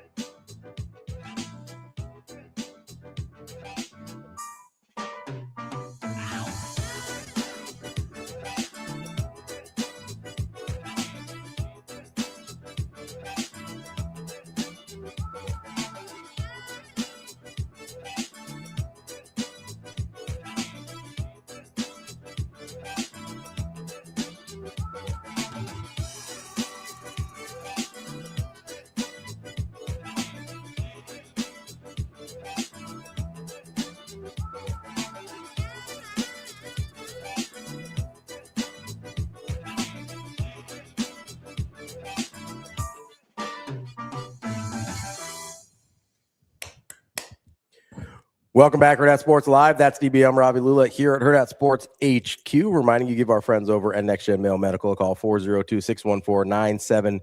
You get a little pep in your step, need a little energy, maybe trying to lose a little weight before pool season coming up here in a little bit. Whatever it is, maybe you're trying to play some adult league baseball and show people you still got the 5 tools. Whatever it is, they got you covered. My man's on some peptides. We're rocking here. We're trying to get, trying to feel nice and healthy, trying to get a little healing going on, trying to feel like we're, 35 again, maybe. I don't know. I do. How's the hand feeling? We doing all right? The hand it looks is like good. It's better. You're making a fist. Yeah, the hand is good. You can lift the cup. How's the quad? Quad is sus. Okay. Well, we'll get that. We might need to talk to our guys. We got the best training staff at the high school, and I got all the love juice I need from over at Next Gen. 402-614-9700. Yeah, so if you're watching along in the YouTube, Coach Rhule is going to join us here any minute now as soon as we get the link over to him. Yeah, and I promise you guys, like, I thought he was coming up during the week. He's like, hey, I got some time. So I just sent a message, and I was like, hey, give me some times. And he's like, oh, I'm free now. Mm-hmm. And I was like, oh. I guess we're sending you a link. Yeah, on the heels of after talking to Indiana. So this will be interesting. I believe he is joining us now, head coach of Nebraska football, Coach Rhule. How we doing today? I don't know if we have him yet. That looks like his right-hand man helping him set up. So we'll get back to him we'll get to him. That definitively was not Coach Rhule. Yeah, we'll get to him. Oh, that's look, that guy right there though. Oh yeah, you've told me about him. Yeah, the genius. Yeah, no, it's good. No, it's just Dan says he looks different. Hey, do you know we didn't play the game? Which one? Who's in the middle of our heads here? I don't know. So we got beard. Wait, he's Anglo. You should know. We got beardless Barthel on the outside. Yep. Which I gotta be honest, I need you to get a bearded version. It freaks me out every time I see him without the beard. I'll get a bearded one. We've got Amazing Daniel, which I don't know why he's here. Somebody just left it on our desk. I also don't know why we have one. I have a huge one at home. It's kind of weird. And then I don't know. That is our man. That's my man, Lane Grindle. Oh, of course, Lane Grindle. I don't know that I've ever met Lane Grindle. Shout out the Brewers. I don't think I've ever met Lane Grindle. Shane, if this goes a little long, you may have to tell me. I don't know how much time he's going to give us, but however long it is, Mitch maybe a couple minutes behind, yeah, if that's okay. Yeah, that's fine. Well, you can't. He said he's here. Go ahead, Shane. He's there. Coach, how we doing this morning? Can you hear us? What's up, guys? Martin's trying to figure this out. Oh wait, no, it's fine. You know me, I'm not very professional. Ravi's the brains of this outfit, so if it's a little haphazard, it's okay. Where are you? I'm in my office. I thought you were. We had 6 a.m. workouts this morning, bro. Oh boy. Okay, what am I walking into? Is this Surly Coach Rhule, or are we? No. I'm saying, like, where would I be? Like, I'm in my office. I thought you might have been recruiting. You were out the other day. I didn't know if you were back. Yeah, no. So the rule is head coaches can't go out in May. Yeah, April, May, we can't be out. So I don't know. That doesn't make a lot of sense to me. But so I do a lot of like, donor related stuff right now, and go see people and do stuff to help the program. But I can't. We have recruits here, so we actually have a kid here today, so I can visit with people when they come visit us. Oh, what? So when is that? When are they going to change that? Do you think of when you can be out? Like, why are coaches limited? Yeah, I mean, it's like when we go out in January, assistant coaches can do home visits, but we can't do home visits for the next year's class. We can do like that, but all the kids are already enrolled, so it's a lot of there's a lot of rules that are vestiges of old times that don't make sense. I was always very proud, to try to go to every single player I was signing or recruiting, go to their house and sit in their home, and then when they came on their visit, have them come to our home, right? And if you remember when I came to recruit Caleb, I came to your house. Yeah. And when he came on his visit, he came to my house, right? But I can't do that anymore, really. So it's they've changed things. I don't know, the calendars. So much has changed. College football. I shouldn't even say college football. Collegiate pro football is so different now that everything's changing rapidly.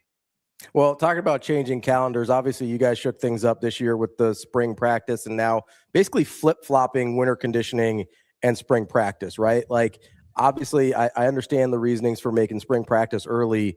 What does that kind of do for you in the strength and conditioning part of things now, where that you've already gone through the spring portion? Like, how does that change, or does it change how you would normally run what is now kind of quote unquote winter conditioning? Yeah, I thought it was elite. I thought it was awesome. One of the things they did was they moved up the academic year here in Nebraska. They moved up the spring semester. So we started on MLK Day.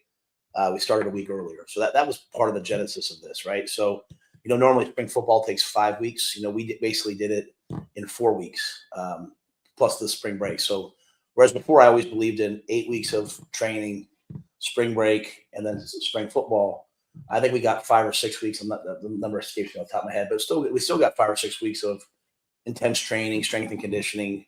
Then we got spring ball, which we did it condensed, like when Damon was playing. It was a 4 week. You did it 4 times a week for 4 weeks, and they changed that rule. And then people started going 3 times a week for 5 weeks. And then now on the back end, we have 5 weeks of training again, and then we have them all summer. So I like right now, we did mat drills this morning. We're doing some of our toughness things these 2 weeks. And it's way different, Ravi, when now I'm sitting out there running a drill. I know I've already seen them play football, right? So I know who can help me and who can't in terms of in the fall. I know what a player needs to become a good player. Hey, I was just having a conversation with a young man down at the cafeteria, Eric Ingerson, who's I think had a really good spring. And I was like, hey, what's the biggest thing you're working on? And he talked about it. I'm like, well, let's work on that every day in the mat drills or in the weight room. Like, you had a chance now to self-identify. Like, I have a thing here of every single player, and every single player and every single coach. Like, what's one thing they need to improve, and what's one thing that they're doing really well? It's the best thing they're doing, the thing they need to improve.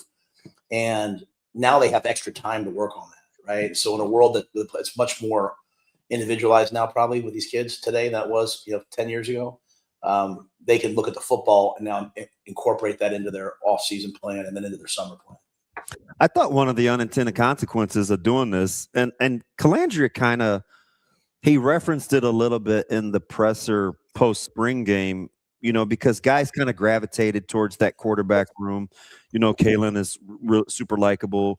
TJ's really competitive. But they gravitated towards Calandria right away too, even though he's got this bravado to him. And he said, when I first got here, we got right in the ball. So we got to bond over being on the football field and just playing ball. And I was thinking to myself, that has to have some advantages, because if I wanted somebody to get along with me, I don't want you to see me during downtime or like us just hanging out, because there's more of an opportunity for you to not to like what I'm doing. If we're collectively trying to get out there on the football field, you can get acclimated quicker to each other's temperament. Do you think playing ball early helped with so many guys, new guys on campus?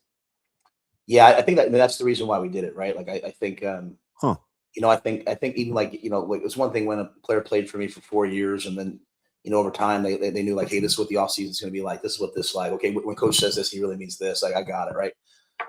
Now, like, you bring in 18 portal guys, whatever it is, you bring in, 10 or 12 high school kids every year. That's a third of your team that's brand new, right? And so I wanted them to get to know Coach Rhule, Coach Holgerson, Jeep, in a football standpoint. So, we might be getting on them about being in class on time or this, that, and the third, but I wanted to get to know them about football, and I wanted them to see us as football coaches, us to get to know them as players, how they learn.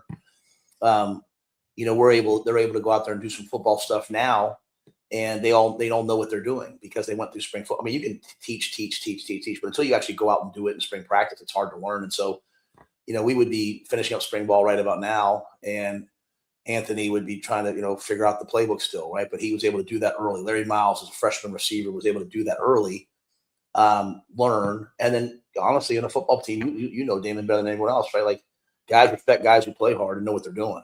Yeah. And so some of those young guys came in there, or some of those new guys came in there and showed, hey, I'm a player. And, that allows them to earn respect, bond with each other. Now we can go back. And then the last thing is, a lot of guys were injured from the season or from preseason.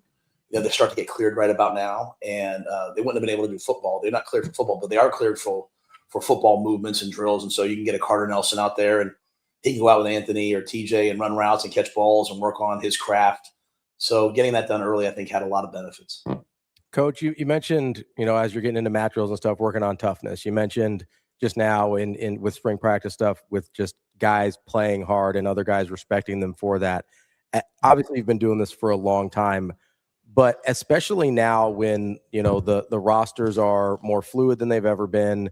There's factors like NIL and stuff that make things a little bit wonkier than they've been ever before. How much, when you're looking across the landscape of college football and with your team, are you just looking at like, hey, if I can get guys that are tough and that play hard all the time, I'll be fine? Yeah, I think I never want to diminish talent, right? Sure. At the end of the day, like, you have to be big, you have to be fat, you have to move, you have to run well enough for your position, you have to be quick enough for your position. But once that you have that requisite amount, right, then I think both physical toughness and mental toughness are the differentiator, and a word that I believe in is grit. It was a great book written by Angela Duckworth. And, it's one thing to be tough and to undergo some physical pain or undergo, some adversity one time. It's like, who has the grit, the mental and physical toughness to be passionate and persevere no matter what over a long amount of time. I think that's the biggest thing in today's society. I see it with my daughter sometimes, right? Like, when I grew up, I knew, like, hey, man, Scooby-Doo comes on at 4:00. I'm going to be home at 3:55, and hopefully this is the one that has the Globetrotters on. Maybe this will be a Scooby-Doo with the Globetrotters on. And my daughters, if they want to watch that episode or whatever it is for them, they can go on their iPad and they can just search that episode out and watch it, right? Mm-hmm. And if they want to go get something, they can pause, they go get a juice box and come back. We couldn't do that, right? We used to take a picture and wait, and then go to the Kmart and wait for the pictures to come out. Now my daughter takes a picture, looks at it, doesn't like it, deletes it. Everything. I'm not complaining. It's just everything's so much more instantaneous. And so I think teaching mental and physical toughness, that's over time. We don't always all get what we want exactly when we want it. And most of us, when that happens, we just complain. We just feel sorry for ourselves, or we blame someone else. And I'm looking for guys that can be physically tough, that will play hard, that look inward, not outward when things are not going well. And they will persevere through passion over a long amount of time. And so, that's the type of team we want to be. And that's not that we haven't accomplished that yet. Like, I thought our team 2 years ago on defense had some of that. Like, they would play hard every single game. Last year, obviously we had some ups and downs. And so to me, it's just continuing to try to develop this gritty mindset of just being the same guy every day, being unbelievably physical, playing unbelievably hard, and and taking what you want. And so, yeah, I think that's got to be coached. I think it's got to be modeled. You know, I can't change who I am because the end of last year did not go the way I wanted. I mean, I've got to be the same guy every day, or else I'll be teaching these players, hey, you know what the answer to do? The answer is to complain. The answer is to blame other people. The answer is to change. I mean, you have to look at yourself and say, hey, what are things do I need to improve upon? I expect every player to do that, but you can't throw the baby out with the bathwater all the time. And I don't want players just changing everything about them. Just get a little bit better every day. And I think that's, you know, those are the old school values, and they're probably more important now than ever before, in my opinion. One of the things I mean, and far be it from me to get inside your head, even though we spent an inordinate amount of time together. I thought one of the things that was interesting was just your revamping of the staff. This is just my opinion. Like from afar, I liked a lot of the infrastructure, right? Like no off the field incidents. I thought guys were starting to get really disciplined. You have really high retention. But you had to make some changes, right? Obviously, O-line, what I know was difficult for you. You know, your D-line, you made staff changes. But one thing that I can see, and you'll say whatever you want to me anyway, but it looks like you were pretty intentional about getting teaching football guys in the building. No disrespect to anybody else, but you definitely seems like you've hired a mindset in the building. Yeah, you know, first of all, I thought the coaches that were here last year, I thought, you know, Donnie and I thought John are excellent football coaches. Mm-hmm. And sometimes things are a bit just about fit. Sometimes things are about just time and place, right? And so, you know, when I'm being self-critical, I thought last year, you know, we finished the season. We beat. I'm talking about 2 years ago, right? We beat Wisconsin. It was kind of on a high. We went to Iowa.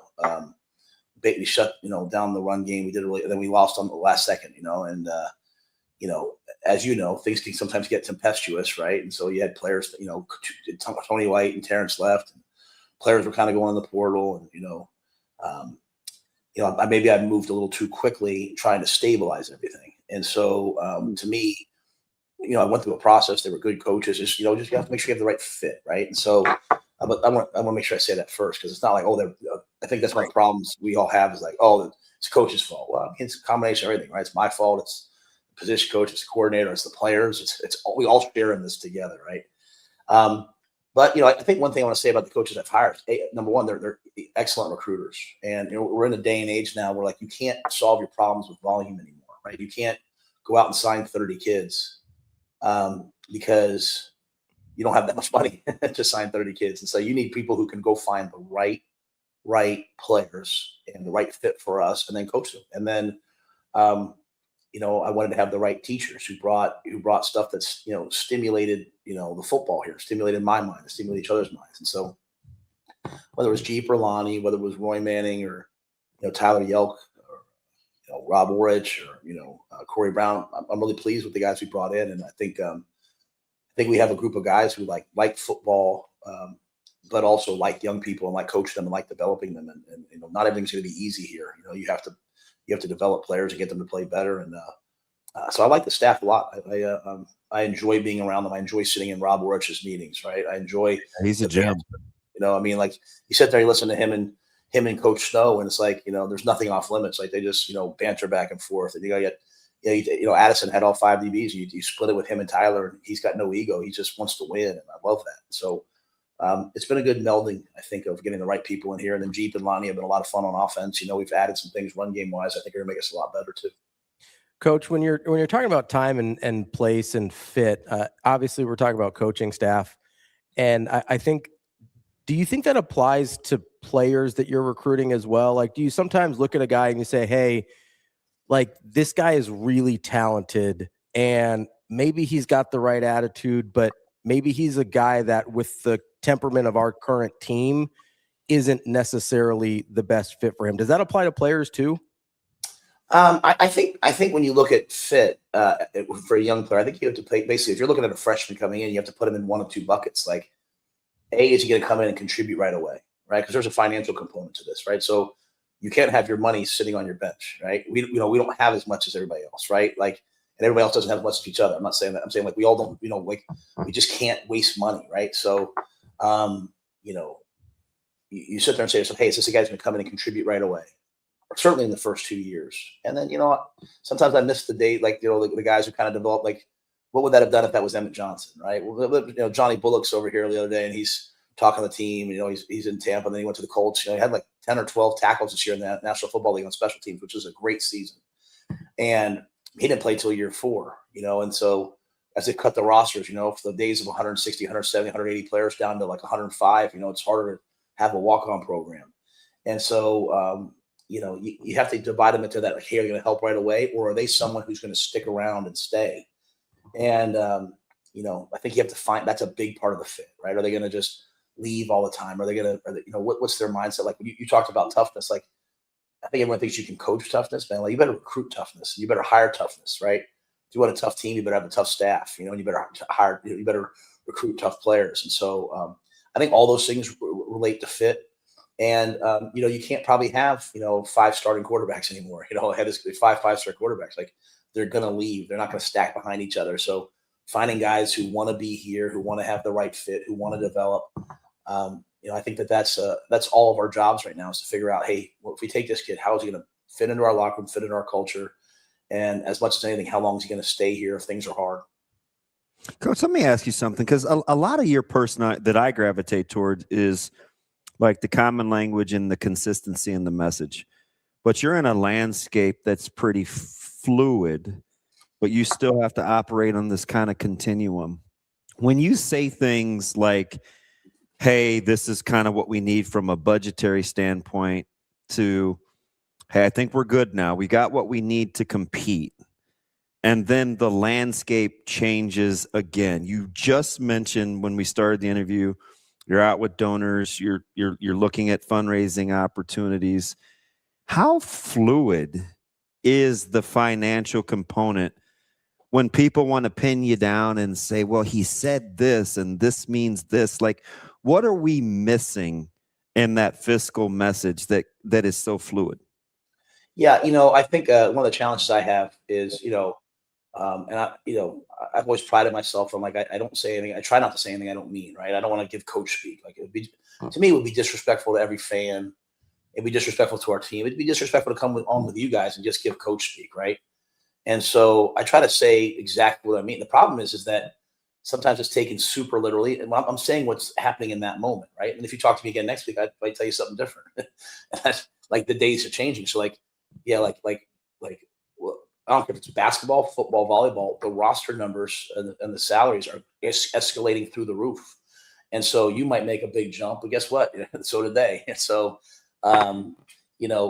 I think the biggest thing for us as the head coach of Nebraska, and Troy Dannon, our AD, is amazing. He's worked so hard to get us more and more and more. And then you look at what Fred just did. Like, I mean, how awesome was that, right? And so it's like, you look at what wrestling did. I mean, like, so as the numbers ascend in other sports, each coach has to do the best they can to try to ascend the numbers. And, I would simply say at the University of Nebraska, like, if we want to, we have 5 national championship trophies over there. Like, you were part of those great teams. If we want to be first, then not, like, let's output first, like, why not Nebraska? Like, why not Nebraska? Like, why does the state of Nebraska, why do we have to, like, not be at the top in terms of financial output? Like, it's when you think about Nebraska, you think about all the innovations, right? First, to have the Jumbotron, AstroTurf, training table, academic programs, the walk-on program, like, just such an innovative place that always figured everything out. Hey, how can we be great?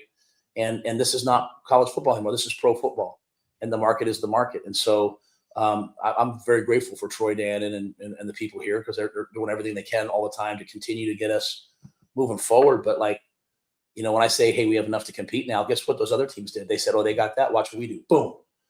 And the market changes. And my job is very simply always to say, hey, how come at Nebraska we can't be first in terms of, the output? How come we can't be in the top 3 or 4? How come we can't? And so if we're there, then, I got to continue to say that, because if you were first, guess what? You think Ohio State's going to sit back? So it's an ever-changing market, right? I mean, I think there's going to be like 10 teams in college basketball that are, like, close to $20 million next year.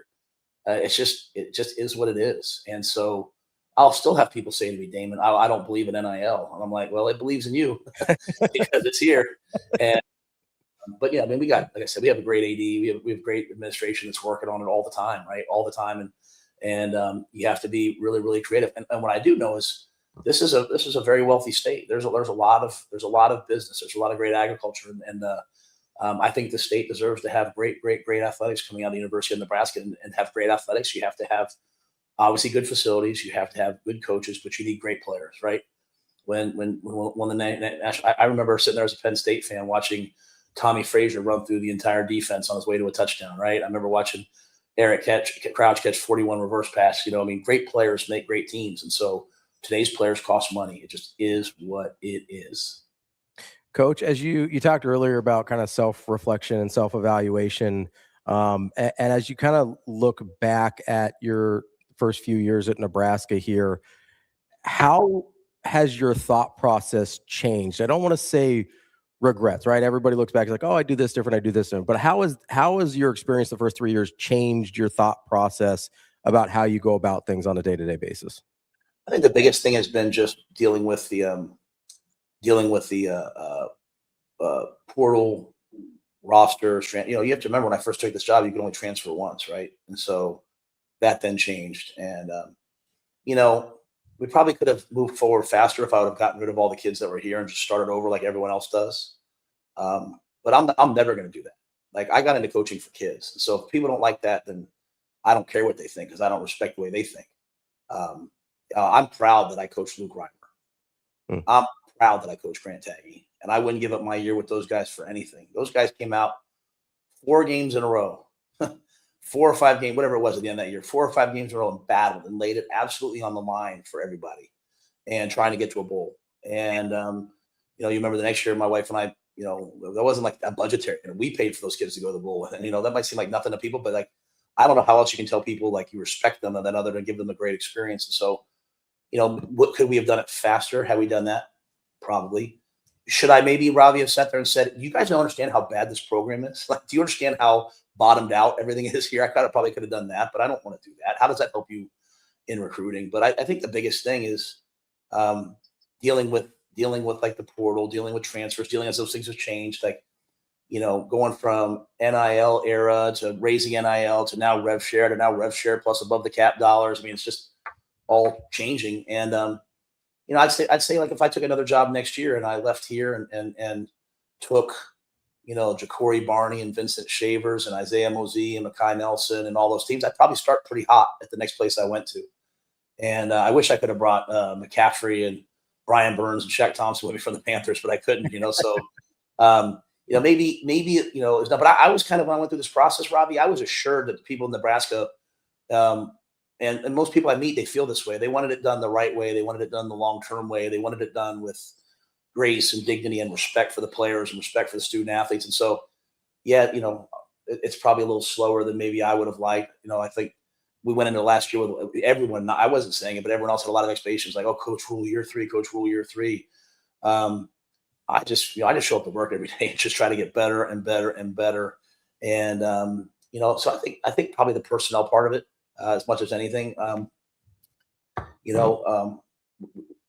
think if there's anything else here, man, like, I think also like, I think in season, like, this is not a complaint. I think just, this is a big deal here. Nebraska football is a big deal and I can handle it. Like people say like, okay, people come up to me all the time and say, hey coach, don't listen to everyone out there. I'm like, I'm not listening to them. Did you guys want to hire a football coach who listens to what everyone says? That'd be the dumbest thing in the world. Like people will say to my wife, like, don't pay attention to them. I'm like, the only one who probably listens to the noise is my son, Bryant, and my youngest daughter, Leona. Right. So I try to keep them locked in on like, hey, just be a student. Don't worry about, but the vast majority of people I meet in the state are unbelievable and unbelievably supportive. And I think one thing I probably didn't recognize early on is just the impact throughout the course of the season that can have on a team. Right.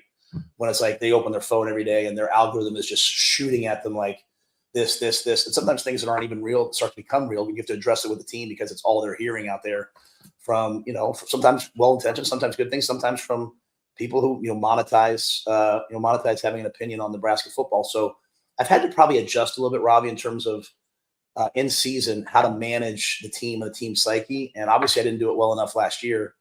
And so that's why, this offseason, we're really focusing on grit and brotherhood, like, hey, let's be a gritty team that just shows up every day. It doesn't worry about what people are saying. Let's be a team that plays for each other and that brotherhood for each other. So I think those are probably things that are probably more real here. I've had guys come here from the SEC and they're like, wow, this is different. And it's what we use to sell in recruiting. I don't want it to change. When I say this, I don't want it to change. I want to matter and I want to be important. And I want every person in this state waking up every single day, having an opinion about what we did the day before. I love that part of it. I'm just not going to change, bend to people's opinions, but I do listen to people I trust, and I listen to, all the coaches and staff and players. So I don't know if I answered your question, but I think those are some things. But I don't live a lot of world of regrets. I try to take what happened last year and the year before, always self-reflect. What can I do better?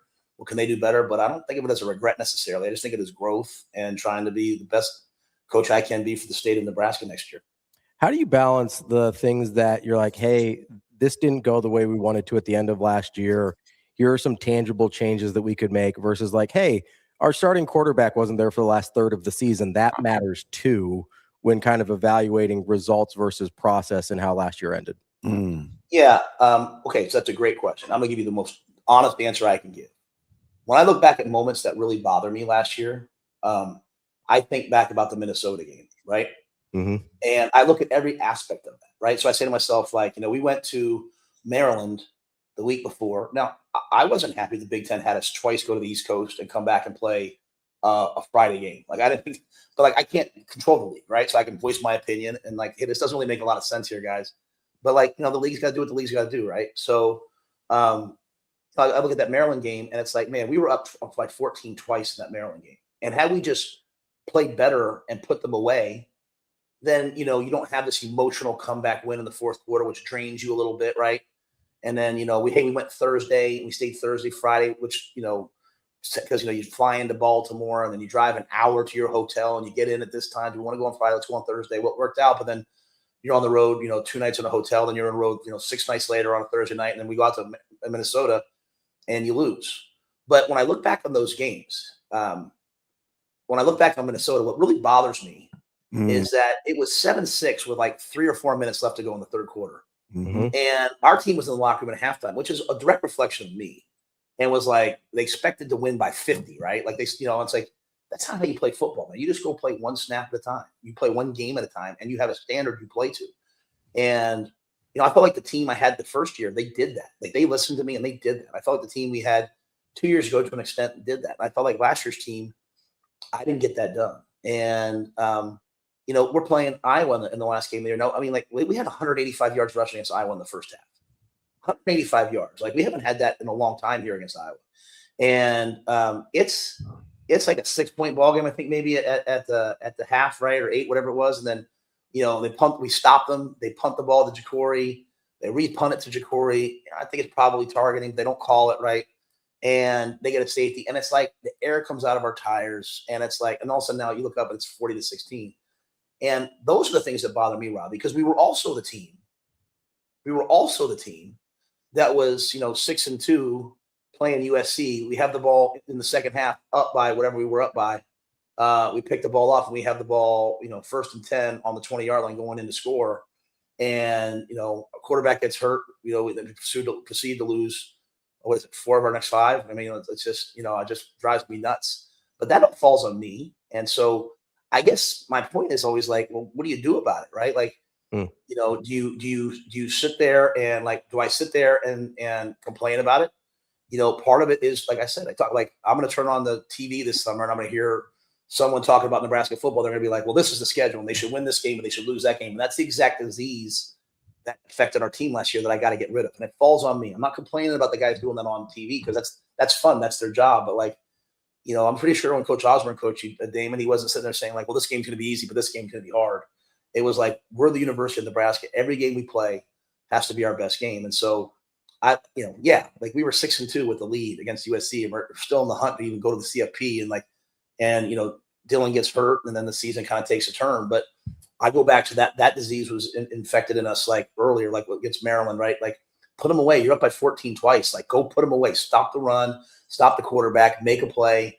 In Minnesota, we're up at 7-6 and we just like, it just couldn't put them away. And so every team I've had that's been good has been able to win those games. And I thought we won those games the previous couple of years, and we didn't win those games this year. And so, I have to do a better job as a head coach, putting them in those situations, but also getting a gritty. It all goes back to what you talked about earlier, a gritty, tough team that doesn't just sit there and say, this will be easy and this will be hard. Who just says, hey, this is how we play at Nebraska, excuse me. Coach, how fine a line is it between talking it into existence and acknowledge it, but versus acknowledging it? And what I mean by that is I tell people this, like sometimes if I give people an explanation, they say, oh man, you're making excuses for Nebraska football. And it's not the difference between an excuse and an explanation is ownership. Nobody is punting on ownership. So when you're talking about your team's emotional ebb and flow, you haven't talked much about like needing good players, right? It's grit, it's toughness, it's not folding when it's 7-6. It's the belief factor. How do you move from talking about it too much versus just expecting an outcome, even though you know you can pinpoint kind of where it goes south, right? Just emotionally have been a little soft. Like, how do you address it without dwelling on it? Kind of like if I fumbled right? Like, hey, you need ball technique. I don't want to be thinking about it. I just want to carry the rock. Yeah, like I think what happens is people will hear me in a press conference, they'll hear me here, and they'll be like, like they're not here every day, right? Like they don't hear, like we're constantly working at this. We're working at this better for ourselves. So it's like, it's not, we don't make excuses. Like if you ask me a question, I'm going to answer it. If you don't like the answer, then don't ask me the question. Right? Like, I mean, I think part of this job is being unbelievably transparent. The people in this state, Nebraska fans, are too smart of football fans to go up there and lie to, right? There's more people at a Nebraska press conference than I had when I was in the National Football League. The reporters are all well informed. They know football. They're smart. The fans are smart. So it's like, don't I owe it to everybody to be honest and say, hey, this, and this? If you don't like those answers, that's fine. But I'm just trying to show you respect by giving those answers. I think with our team, I think this is the year that we're gonna have to just move beyond like this. Like I said, I think we were the youngest team in the Big Ten last year, and we've gotten older fast, right? Both through the portal, but also these guys are growing up, right? Like I brought Ja'Cory Barney and those guys here to help me change the culture. Well, now they're juniors, and I'm in the Matt Rhule today, and they're out there and they're leading, right? And they know how hard this is. They know what to expect. And so when I talk about the things that have affected us, I'm not saying that they should affect us. Does that make sense? Yeah. I'm saying this is what has affected us. Like Coach Snow says to me, he's like, I'm just like, we're so tired of hearing about our schedule next year. You know what I'm saying? Like, we literally use the schedule. We literally use the schedule to recruit these players to come here. Like, hey, you should come to Nebraska this year, man. We're going to play Ohio State. We're going to go play Oregon. We're going to go play Indiana. We're going to play the 3 teams that went to the CFP. Oh, by the way, we're going to play Illinois, who's a top 25 team, Washington, who's a top 25, and Iowa, who's a top 25 team. Now, you're going to play 6 top 25 teams at a minimum. You should come here because we want competitive, tough dudes. And now all of a sudden we're going to be like, well, man, Murderers Row next year. No. So we can acknowledge that we have quite a challenge in front of us, and that excites us. I can acknowledge that, hey, our team sometimes listens a little bit too much to the outside noise. And that's a challenge. I mean, I say that because I'm accepting that challenge. Like, I'm going to make them hear me better this year. I'm going to make them hear each other better this year. I'm going to listen better to them maybe this year. Like, I promoted Jamar Mosey to a assistant head coach, and he runs my academic meetings now. He runs my he runs the Unity Council now, right? He's meeting with them all the time. And I've just said, hey, you take this, man. Like, you affect these guys. And so we understand the challenge. And I also have to sometimes remind them some of the, Damon, we're one of, I think it's 3 teams to be top 30 defense each of the last 3 years. I talked about that the last week or so, where you're actually one of 5, only one of 5 to finish in the top 30 in defense. I bring that up a fair amount. And I'll say like for Ravi's point earlier, we've had back-to-back winning seasons for the first time in 10 years. And people think I'm saying that to talk about how great we did. No, I'm actually just making sure everybody remembers how bad it was before we got here. Like, what happened the previous 10 years that the University of Nebraska can't have back-to-back winning seasons? Like, so yeah, we're not happy with where we're at. But like, I'm even talking to you guys. Like, I want people to know, like, we are attacking this head on. And either like, honestly, like, I tell the players, I tell our players, our coaches and staff here, either you're with us or you're against us. I cannot stand a wolf in sheep's clothing. You know what I'm saying? Like, like if you're with us, be with us. If you're not, be not. Now, that doesn't mean like, again, I'm not saying like, I love walking into the, I love pulling into like coffee out there in Waverly. There's like a gas station, right? And a bunch of the guys that are farming, like they're out there in the morning, sometimes afterwards getting coffee.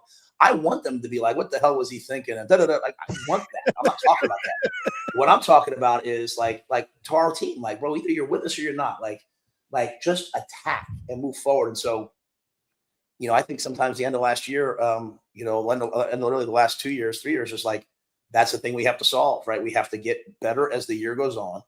And then when things aren't going our way, we have to continue to attack. And that's where I look for this year in the portal and recruiting. I was like, just find me grown men. Just find me grown men. That's why I did spring ball early, Ravi. I wanted to figure out who the grown men. Now you could be a 17-year-old grown man, but just find me the grown men who the gritty alphas who want to go fight. And you know, it's taken us a little longer here to figure out, you know, or develop them in some ways, but we got a lot of them now, and I'm proud of them. And so I like this team a lot. And I'm excited to see what they do. And but that makes sense. Like I'm not going to talk about, like, I'm not going to get to next year, Damon, and be like, hey, you know, run the road. Like I'm saying, sometimes say that to you guys because you guys like football. I like talking to you guys about football things. But with this team, it's going to be about freaking playing one snap at a time, attacking every single play, every single day, being the same guy, and just being gritty. Passion plus perseverance over time. Let me ask you something. This is fascinating because you do have a chance with just a modicum of success this year, looking like football, landed on the line. You do have a chance to really flip and be an older football team next year, but you can't fast forward because you're a big stay in the moment guy. But there's just a lot of cannibalism, right? That I think you're. I don't know if you're trying to shield your guys from or not, right? You got other programs that are winning, softball, right? Winning, baseball, winning, basketball. Coaches, you have a fantastic relationship with, right? The Mannings, the Hoibergs, guys you rock with. And you hear this, well, you know, it really turns up the pressure on. And I'm like, yeah, you know what, guys? I don't know. I think he's other-centered. He's for other people. His job is going to be his job from an aspect standpoint, regardless of what the other sports do. Do the guys, or do you catch wind of them scorekeeping with other sports? Because we do it real easy in the media and amongst the fan base. Yeah, I don't hear that, and I think I want all the other sports to win. I think you want to create both a culture of excellence, and to quote the great North Carolina soccer coach Anson Dorrance, like, you want to have a cauldron of competition, right? So, you know, I loved, you know, I went to all three basketball team games, NCAA tournament games, right? I love Amy Williams, and she's been to the NCAA tournament for the last 5 years. You know, my daughter played volleyball on Saturday, and Harper Murray comes to the game to support her. I love the women's volleyball team. You know, you invite Coach Manning to practice. Yeah, Coach Manning comes to practice. You know, Coach Oates and Coach Ward, sometimes they'll come over. Like, you know, recruit was in for basketball the other day. Like, you know, I got to go talk to him and meet. I mean, like, we all work together. So, like, like, Damon, would you respect me if I said, man, I'm really feeling the pressure because baseball's winning?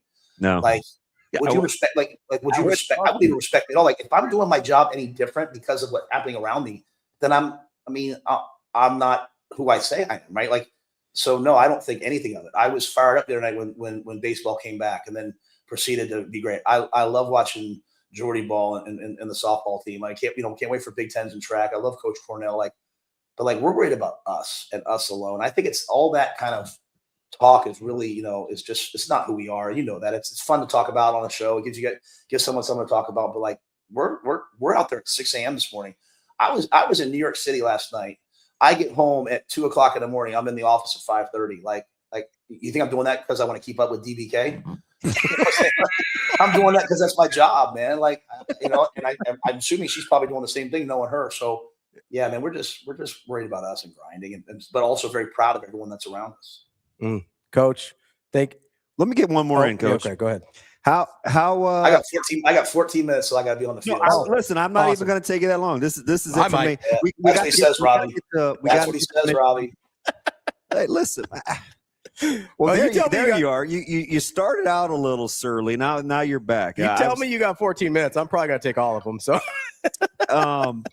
I am curious because we haven't really talked about this since the Board of Regents and the stadium expansion. Right? We're gonna condense that thing. You got money set aside for renovations. You got camps that want allocations for revenue spending in sports, and then there's this stadium deal. You talk about staying dialed in to the task at hand. How do you stay dialed in with kind of the numbers and the discussion that surrounds Memorial Stadium? Yeah, I mean, it really has nothing to do with me, right? I mean, Troy will be the first one to tell you, like, the stadium we play in, like, has nothing to do with what we're doing, right? And so I trust the people I work with, and I trust the people I work for, and so whether it's Dr. Gold, whether it's Troy Dannon, whether it's the board or Regents, like they'll make all the right decisions in terms of what to do. I think the best thing you can do is not get distracted and you know, as I told you earlier, I'm always going to try to fight to get as much money as I can to get the players we need here. You know, that's part of my job, I feel like, right, is to raise the money to have the best roster possible. Like I get texts from people sometimes, they're like, oh, what's going on with this recruit? What's going on with that recruit? It's not even recruiting. Like, what are we talking about? It's finances, it's player acquisition, it's free agency, it's the NFL. And so, you know, like that's part of my job, is to make sure we get the best players we can get here, both to visit and then hopefully eventually to come. You know, yeah, you know, a couple times I had a couple people say to me this summer, like, man, we keep getting these top tier offensive linemen here. We get down to the final 2 or 3, they're not able to get them. And I'm like, it's because we couldn't pay as much as the other team. Like that's just what it is. And so, like, that's why we've worked so hard, and Troy's worked so hard to get, you know, the roster acquisition up. And so, but when it comes to the stadium, you know, I would like to have the type of team that, like, would play you in the parking lot, would play you in the practice field, and that, you know, that stadium, we're gonna go out to this fall, just like this. If they pass the stadium, you know, there'll be some changes in the following year, and eventually the stadium will be, you know, renovated. And like, all that really matters to me is what's the football like inside of that stadium. So I think to be able to stay disciplined and focused on what your job is, you have to have tremendous trust of the people around you. And so that's the trust I have in, you know, Troy Dannon and Courtney Gaucher and all the people, like, they know what to do. I trust them. That's not my job to worry about. My job's to worry about these players, and then the 27 class, and then, you know, all the football that we're doing right now. Coach, I'm glad you brought up kind of those recruiting battles and what they come down to, because I keep sitting here thinking, right, and as long as you've got enough money to get into the neighborhood, I always wonder, like, if you're trying to build a program on toughness and grittiness and guys that want to stick around and be about that, if you're in the neighborhood, how much is there any hesitance from your side to want a guy that makes his decision based off of money? Does that make sense? No, there's no hesitance.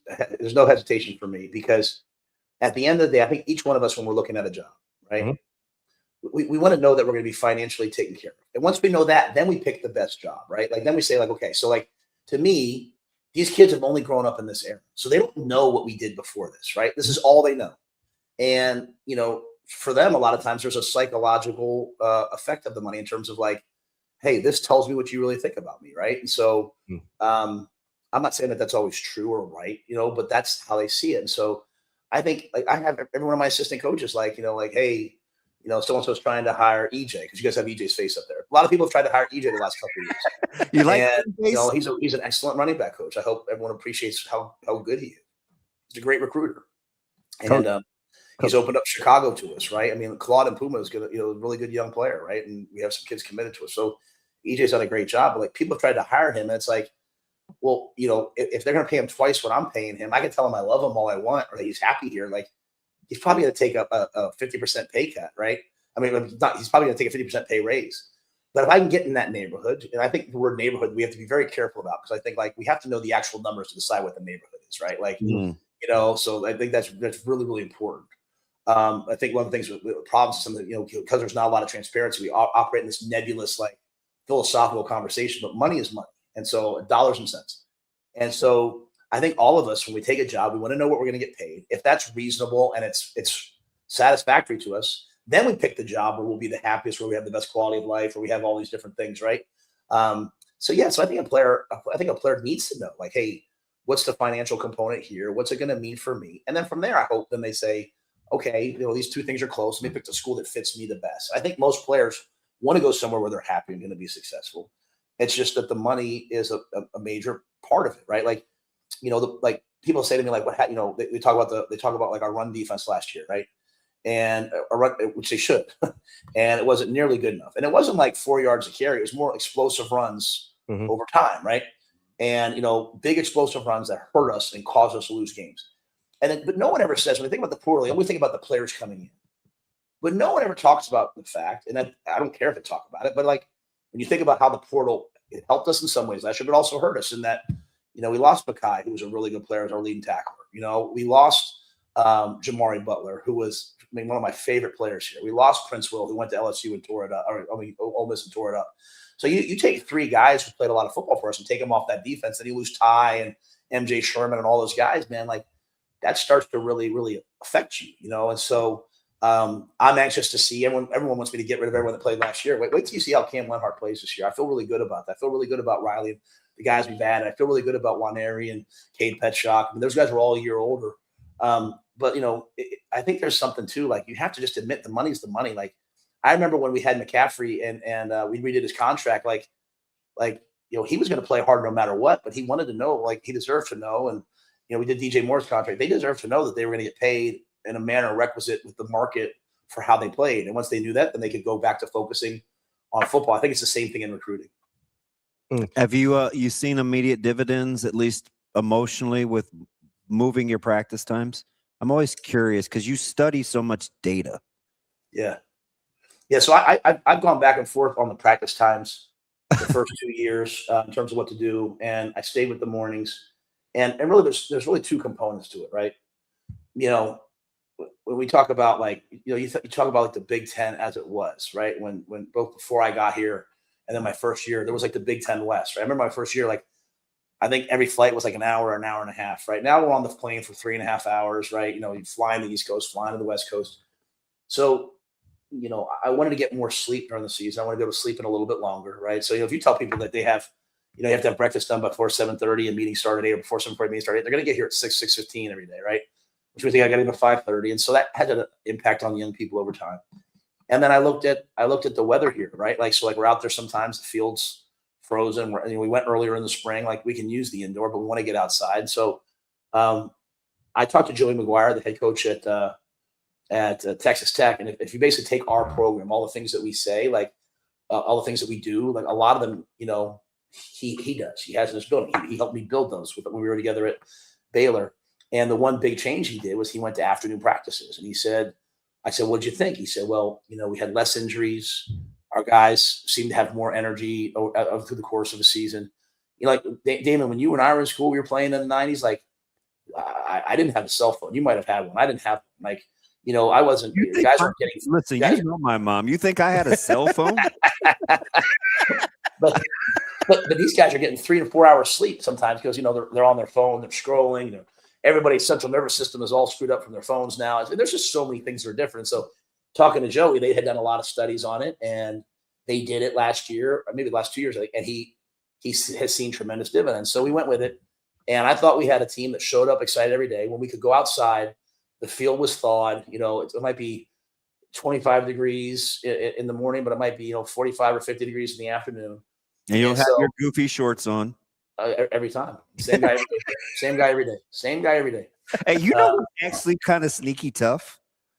It's Dikil Shorts. Yeah, he stays in shorts. Yeah, but he's like 30-something. That doesn't. Don't tell me anything's tough until he's 30. He's 30-something. Hey, listen. Do you like my clean face version of Coach Barthel? That's so scary. That's how I looked when I first met him. He was a Golden Gloves boxer, right? So like that's Golden Gloves EJ right there. I way prefer the bearded a little bit heavier version of EJ to that guy. Oh no, you did. That's what I told him. I told him he needs to get bearded EJ up there. I'm gonna take a shot at him and say, look at that guy. That guy's like 220 pounds of like boxing fury right there. He's gonna call me all mad. Don't clip. Tell your guys not to clip that. Austin, don't clip it. Coach, I got to ask you because I'm sitting here and we're big NFL draft guys. Obviously, you spent time in the league and you're trying to get your guys to the league now, and you've had a really good. I know where you're going with this. You've had a really good track record of that across your stops. I keep wondering, and I'm looking at all these guys. No, he's mad. Just say it. Yeah, I'm mad. I'm pretty mad. I can't understand how anybody has watched tape of Sierra Wright and isn't putting that guy on mock drafts and everything else, especially when you look at like what he did to a guy like Mekhi Lemon and what he did throughout the season where people didn't even want to throw at him. Like, what am I missing about what Sierra Wright did last year that he's not getting the draft love that I think he should? You're 100% right. I've talked to all kinds of GMs and people. Like I remember I tried to get him in the Senior Bowl. And he didn't get in, but we got him in the East West Shrine Bowl, right, or whatever it's called. And I was down at the Senior Bowl. I go down the Senior Bowl, and I think people are probably like, "Why is he at the Senior? Why is he doing?" Well, I'm down there. I'm talking to Drew Fabianich, who's a great dude, who's running the Senior Bowl, and I'm like, "Listen, if a guy drops out, man, Sierra crushed it at the East West Shrine game. Bring him in." And he was like, "I don't think anyone's going to drop out." And then later that day, someone dropped out. The next day, Sierra was there, and he showed up, and he competed, and he was tough. And so all the scouts I talked to, he interviewed well. I think people, whoever drafts him or gets him, is going to get one heck of a football player, one of the best leaders I've been around. A guy that came here, as sort of a young man and is leaving now as a grown man. Like when I think I'm looking for grown men, that's what I'm talking about here. So I think he's a guy that has outside, inside flexibility. He can play in the slot at nickel. He can play outside at corner. He can play on special teams. I think he's a pro. He'll play for a long time. So I agree with you completely, Ravi. People, if they're not looking at him, they're missing the boat. How about Latovsky, man? He seems like he's flying under the radar. Maybe an undrafted free agent guy, but he's got all the tools, man. What are we missing with Latovsky? I talked to in pro day. I think he really helped himself at pro day. He had a really good RAS score too. What score? Well, they do like these predictive measures of guys and like I'm an awesome. I just didn't hear what you said. I was going to say I'm not interested in you making fun of me. Like I'm not making fun of you. No, I just couldn't hear what you said. You've been good. No, but I think he's a guy that could get drafted. I think he's a guy that could get drafted, and he's really powerful, explosive, big. His best football's ahead of him. He's kind of a lingering knee, so he might have a couple of medical questions that he's battled through. I mean, it's a hard thing. Like people sometimes will say things. I'm like, how many of these guys play? One thing about these kids, like Henry Latovsky played through a lot of pain. He practiced through a lot of pain. I respect that. I can't tell you how much I respect him. And so I think he could get drafted, though. I think he has a chance. I think someone will be smart to draft him because he's got to your point, he's got all the measurables. He's played a lot of good football. He's played in the Big Ten. Coach, it is right on the dot that we got to let you go. Thank you so much for joining us today. We appreciate the time, and hopefully we'll talk again soon. Hey, can I make the reservations or what, man? Like, what's going on? I got a spot. What spot are we going to? I'm not going to tell you. Just say yay or nay. Is Ravi coming? No. Let's go. Is that an invite? Are you being serious? Yeah, I don't think I've ever met Ravi. Ravi, have we ever met? We met at Big Ten Media Days in passing, but I'm talking about when I say meeting. I'm sorry, I mean like outside of actual work. We have not met outside of football. So why does Damon want to bring you? Okay, it's fine. He can come. He's afraid that people like me more than him. That's the problem. All right. So you make the reservation. Let me know. You got it. We'll see you soon. Guys. Thank you. Appreciate it, Coach. That is head coach Matt Rhule, Nebraska football. We're going to take a real quick break here, and we will be right back. More Hurrdat Sports Live. It's time to shift into spring at Edwards Chevrolet. Lease the 2026 Chevy Trax LT for just $319 a month, $0 down with your first payment due at signing, or save $2,500 off MSRP. Spring on these deals before they're gone. Drive away with more this April. Or lease the 2026 Chevy Silverado RST for just $579 a month, $0 down with your first payment due at signing, or save $9,000 off MSRP. Get to Edwards Chevrolet today. Together, let's drive.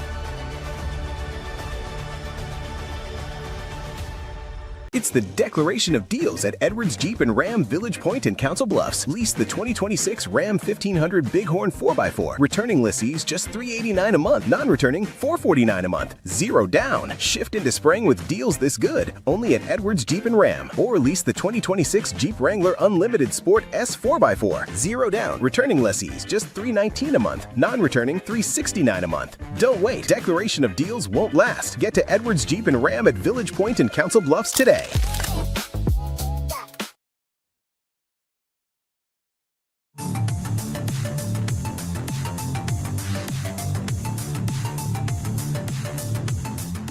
You're listening to Hurrdat Sports Live.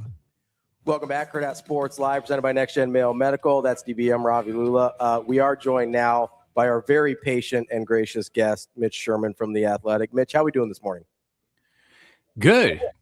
No apology necessary at all. I got to sit here and in the waiting room and listen to that. So that was great. You know, you may have noticed he doesn't say a whole lot in the off season these days. No, I got 40 minutes of listening to the head coach. I hope other people did too. You know, and the interesting thing too, Mitch, is we'd like to try to ask the questions that we think people want to know, and there are a couple in particular I thought were interesting. I don't know if it's straw man. I don't know if it's a real thing, but like there's this, you know, once the stadium not expansion, but the renovations and that talk, and it gets an actual dollar figure, immediately there's this, well, what about this? And we should do this. And how would this guy feel about this? And I felt like I didn't even know how I was going to ask the question, but I felt like the compare and contrast, he was pretty forthright about how that whole thing shook out with what it has to do with football and in terms of leadership and the dollars. Yeah. I mean, look, there's not another way that Nebraska can do what it's trying to do here with this stadium renovation thing. And you're talking about the $600 million. Yeah. You're not talking about NIL. Okay, sure.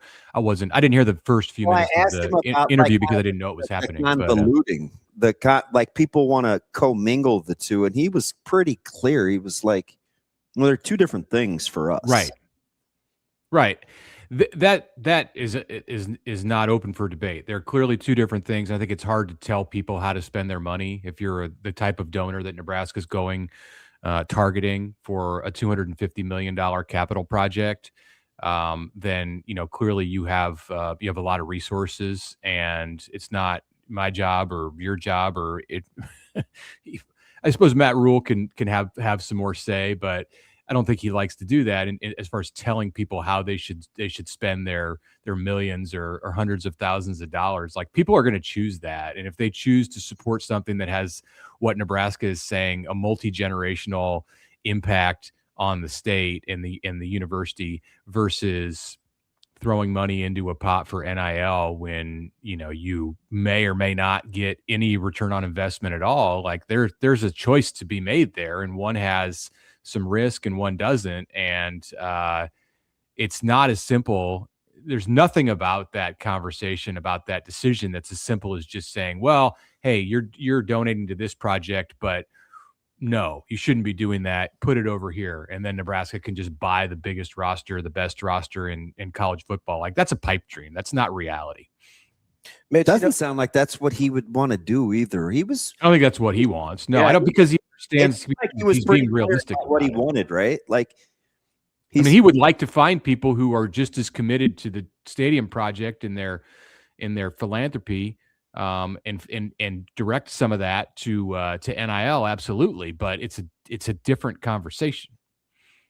Mitch, it's kind of funny because I think if we're really honest with ourselves, like giving to NIL money very realistically, if you don't get the wins that you think you want to. So I look at places like Florida State and LSU in recent years who've been really high spenders that haven't had the results that they expected, although on very different levels, of course.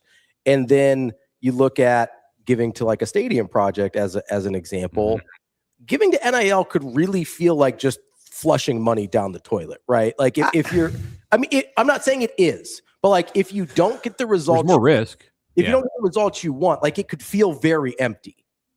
Whereas if you're giving to a building, you can point to it, say, hey, my money helped build that. Now, the only thing we're missing in this conversation, and I'm not on either side here, Mitch, because I don't have enough information yet, but I will say winning produces a ton of revenue, and it produces a lot of revenue later. We're still capitalizing on winning in the 90s in 2026 from a revenue generating standpoint. So I just think we're a little dismissive of how winning garnered. I don't think so. I mean, I think everybody understands the importance of winning, and people recognize how much Nebraska wants to win. There's value in it, though, is what I'm saying.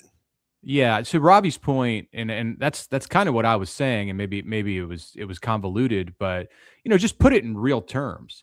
Let's say you're a donor and you're trying to decide whether you want to support the stadium project or NIL endeavors, and the NIL folks come to you and say, hey, we're going after this offensive tackle in the portal. We're $1 million short. Can you donate that? And you say yes. And then that tackle ends up coming and getting paid, and he flunks out of school, or he is a bust. Like it's money flushed down the toilet. Whereas if you're approached to give that money to support a stadium project, like the stadium's going to get renovated. It's going to get built. It's going to get fixed. It's going to have an impact on not one team, not two teams, but years and years of teams and the program at large. So it's just a different pitch that the university and their people will have to present. And you have to be coming at it from a different mindset. It's apples and oranges. And I think a lot of people here since Friday, when this $600 million figure came out, the $250 million that Nebraska is raising. And by the way, Nebraska's already raised a huge chunk of that. Like I heard drama. It's because we like drama. Yeah, I guess I heard from this is misguided. I heard from people here over the last 3 days, like $250 million. How are they going to get that? Well, let me tell you, they don't announce the project if they haven't already raised a big chunk of it. Yeah. Mitch, they still have some to raise. Don't get me wrong. It's a lot of money, but like it's not starting from zero here. Yeah, I guess a big part of it for me, and the context matters here. So I'm glad that DB brought that up. But I guess like a situation I would be describing is, obviously a very high profile NIL recruitment last year was Bryce Underwood to Michigan, right? Was committed to LSU. Some big fat check comes in from Portnoy and Ellison and whoever else, and all of a sudden now he's going to Michigan. If he had left Michigan after last year, said, hey, this isn't for me, I don't like this, I came to play for Sharon Moore, and I'm going to play for a different head coach now. Those people who what happened to him? Oh, sorry. He might need a little NIL as well these days. But the people that paid for Bryce Underwood to get to Michigan, I have to imagine would feel very empty about that experience. Yeah, but I think they would. And I think you go into it understanding what you're doing. If you're giving to an NIL fund, especially for a specific player, and don't think that those conversations don't happen. It's not just Bryce Underwood. Like those things happen at every school. It makes the pitch more appealing. Like if somebody comes to you and says, as a donor, and says, hey, we need $1 million of your money to boost our roster. Like you have that creates a draw. There's an emotion that surfaces there. But if they come to you and they say, hey, we need $1 million for XYZ running back who can be a 1,500 yard rusher for us, like that's different. Like you maybe or maybe not, depending on the person, will be more enticed to give in that situation. I don't know. I've never been in that spot to have to make that decision or consider it. You don't have just millions lying around, Mitch. And different people are going to approach that from a different way. Maybe somebody just wants to support the general fund, and other people want to actually help buy a specific player. But what I'm saying is, like, if you are in that business and you are giving money in that kind of a way, I think you go into it understanding that it might not work. And if you were the donors that you mentioned, Ravi, in buying a quarterback, buying a 5-star quarterback out of high school, like there is a realistic percentage. It's not a small possibility. It's like, I don't know, 50% that guy's not going to bring greatness to your university. Like, not to single out Bryce Underwood, and he may still bring a national championship to Michigan, fine. But he also could be gone in a year. And that's the same, was the same way with Dylan Raiola. And it's anybody who's in that spot, who's a high priced player. There's major risk involved in this kind of giving. And some people are averse to that and others are not. I thought it was, it's like that in other aspects of life too. Yeah. I thought it was interesting. Coach Rhule is a little tongue-in-cheek, but I think I know what he was getting at when he said it's important because of the lack of transparency to actually know dollar figures we're talking about. He said a lot of times we throw these dollar figures out, and we're not sure that that's the cost of doing business either. Right.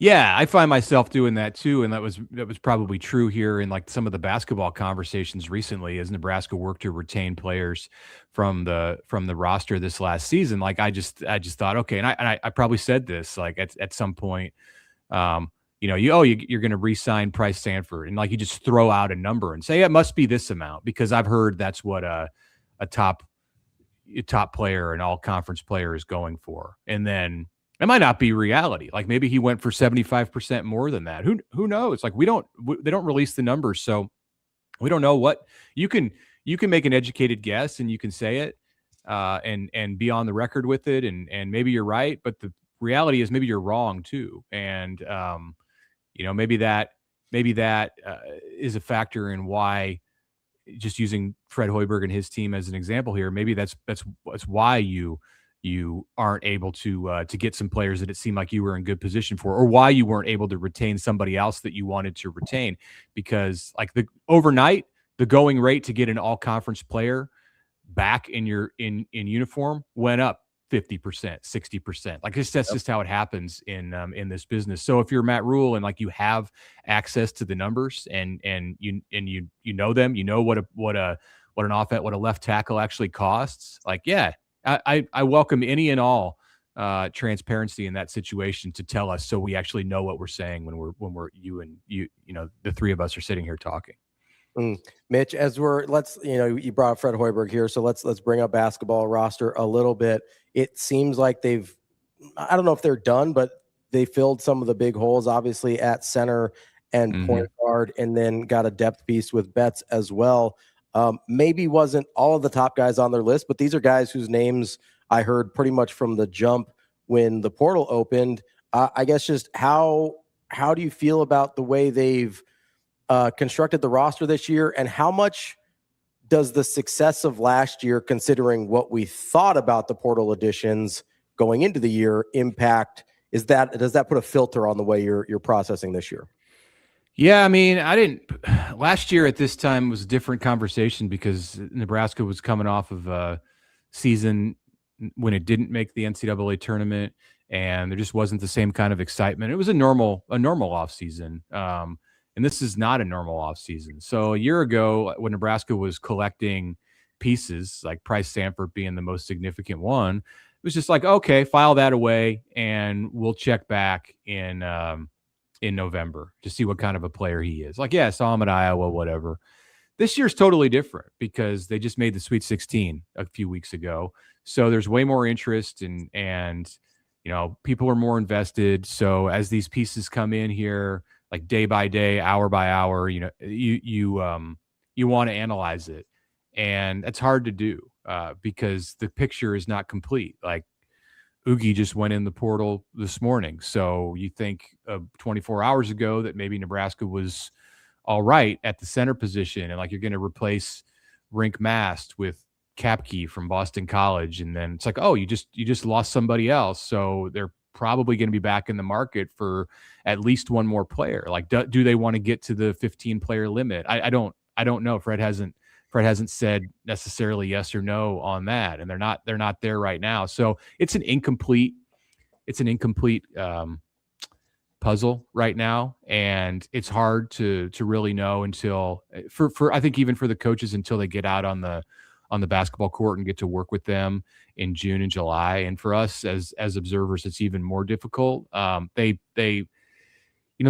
went about it the way that like you would probably expect Fred Hoiberg and his program to do it. Like Nebraska was not at the forefront of spending millions and millions on the biggest players in the portal. And if they had done that, and if they had like tried to do that, I think I would have had some questions about whether that was the right step for this program. And don't get me wrong, you want to get the most talent that you possibly can, but he built Nebraska to a place where it was the team that we saw on the court in 2025, 2026 by doing things a certain way. And just because you have access to more resources doesn't necessarily mean that you should change the way that you roster build. And I think at the end of this, they're probably going to have some deficiencies and some holes in what their team looks like, but they will have constructed a roster in a similar way to how they built the roster over the last few years. Then you just have to work your magic and find players who fit well together. It's going to be more about fit than it is going to be about like, the sum of your parts. And that's the hand that Nebraska basketball has been dealt. It's probably not changing anytime in the near future. Mitch, would you rather try to sustain in baseball or basketball?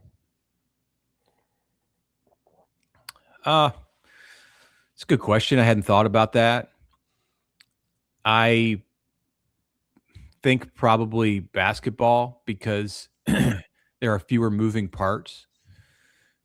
Football, I was thinking about this earlier about I was talking to somebody about why it is that Nebraska is having all the success that it is in really every sport that it invests heavily in, except for football. And they're having some success in football, but I think everyone would agree that it's on a higher level in volleyball. I'm not going to list all of them, but you guys know how the baseball and softball teams are doing right now, how the wrestling team did, how the basketball team did. And the thing about football that separates it, part of what I came down to, this is oversimplifying it. The part about that football that is more difficult to master is that there are more moving pieces on the coaching staff, on the support staff, and certainly on the roster. It's just a bigger overall operation. And while baseball in some ways, like financially, is not a bigger overall operation than basketball, there are more moving pieces in baseball. There are more players on the field of play at the same time than there are in basketball. You just have more around you. You have a 30-some player roster, and in basketball, it's in the teens. So the smaller the sport, it does. What increase. about number of people available? It seems like there are more good baseball players than there are game-changing basketball players. Yeah. Also, basketball they're different kinds of sports too. Where basketball, if you add one fantastic player, you have the potential to really change your team overnight. And it's rare to find the baseball player who can do that. If he's a Friday night pitcher, he pitches once a week. If he's your 3-hole hitter, he bats 11% of the time when you're at the on offense. So a basketball player has the ability to impact you. A great basketball player has the ability to impact your team more so than just about in any other sport. I mean, you can look at a quarterback in football, but again, he's only on the field half the time or less than half the time if you factor in special teams. So I don't know. It's apples and oranges kind of in as far as the two sports, but I think what the case I was trying to make at the beginning, I got sidetracked, was that it's more difficult to rebuild and to sustain in baseball because there's more moving parts than in basketball. As you are looking at this baseball team, obviously coming off of a phenomenal weekend in which, I'll be honest, if Nebraska swept USC, that was not how I imagined it going. I didn't imagine we'd have 2 run rules and an 8. No. I mean, what did they scored like 36 runs in 3 games against that pitching staff? I thought there was a world in which they had a good weekend. I certainly didn't think it was going to look like that. How, I guess, impressed, surprised, you choose the adjective, were you, especially coming off of what was a tough series against Oregon that probably didn't go the way they wanted? Yeah, kind of dumbfounded. I mean, I thought they were going to be playing 4-3 games against USC all weekend.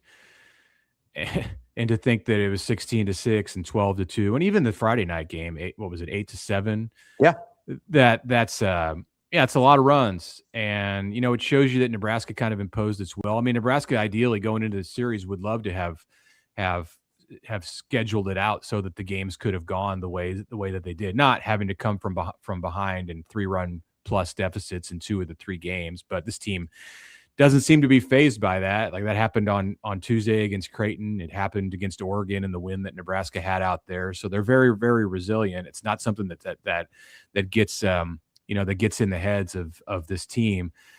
But it just shows you like who was the aggressor in that series. It was Nebraska.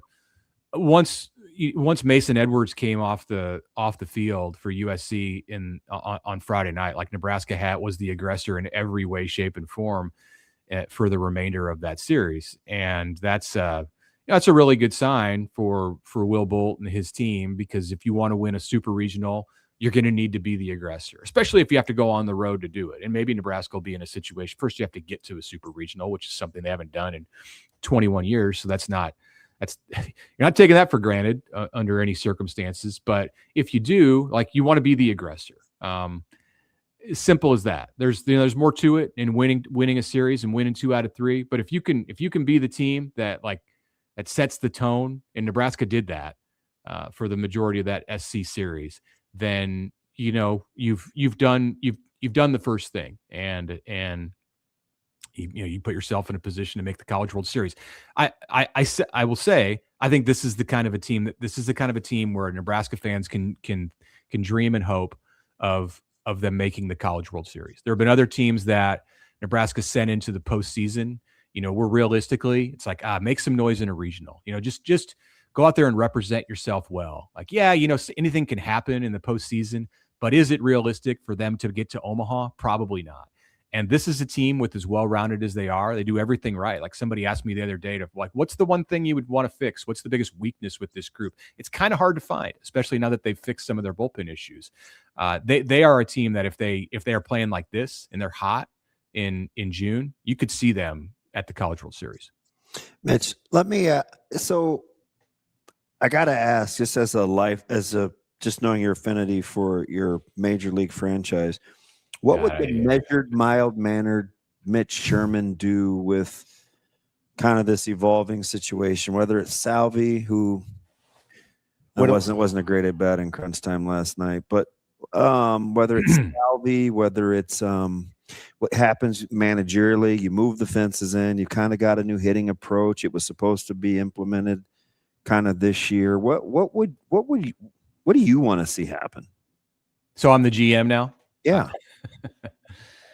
You got to make some kind of a change. I mean, what happened last night, it was bad enough coming home off of the road trip in Detroit and New York. But what happened last night was just like, that was an ailing baseball team to have 15 left on base and every opportunity to score 4 or 5 runs. And the Orioles didn't have any inkling of wanting to hit for 9 innings. And then they get 1 hit with 2 outs in the top of the 9th, and the game goes extra innings and you give up 6 runs in the 12th. Like, come on.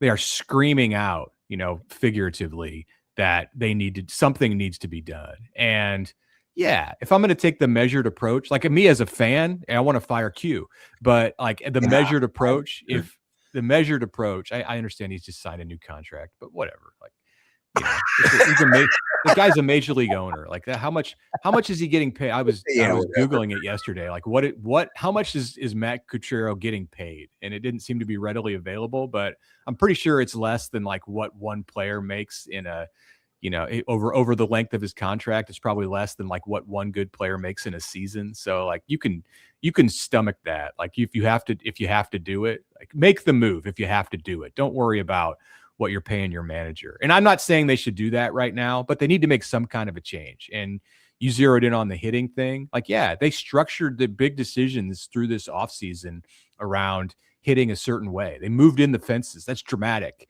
Yep. And it is not producing the results that they want. Like how the power numbers, I think Bobby Witt still does not have a home run. He's hitting the ball all right. And Jack hit his first homer last night.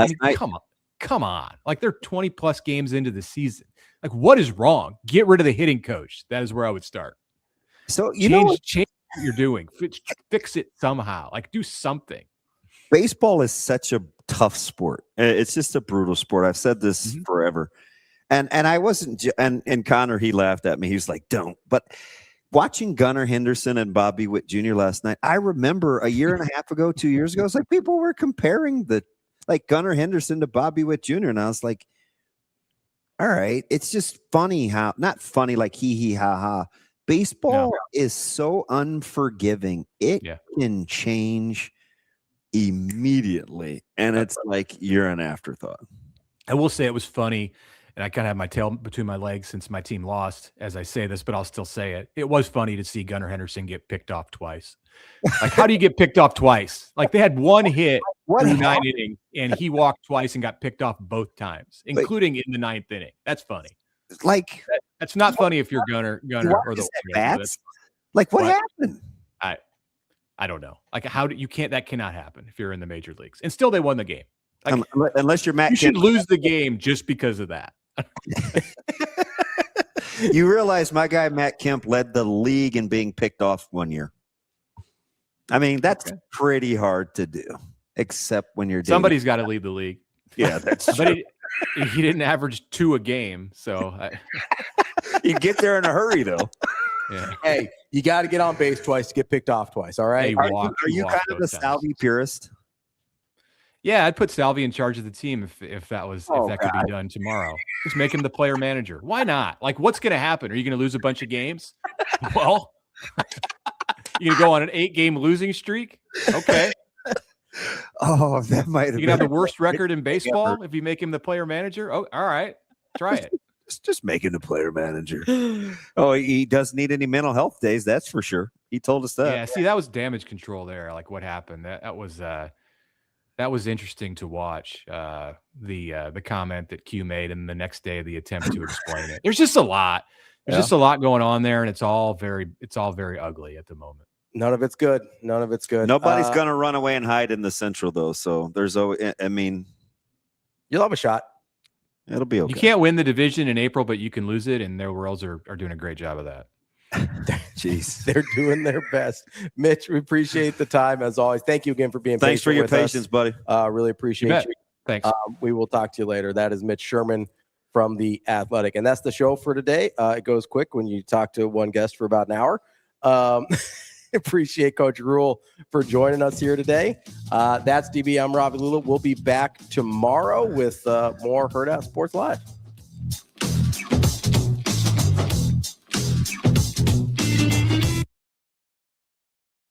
It's the declaration of deals at Edwards Jeep Council Bluffs in Village Point.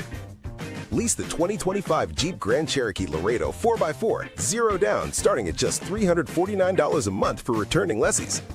Shift into spring with deals this good only at Edwards Jeep Council Bluffs in Village Point, or lease the 2026 Jeep Compass Limited, 0 down, starting at just $299 a month for returning lessees. Don't wait.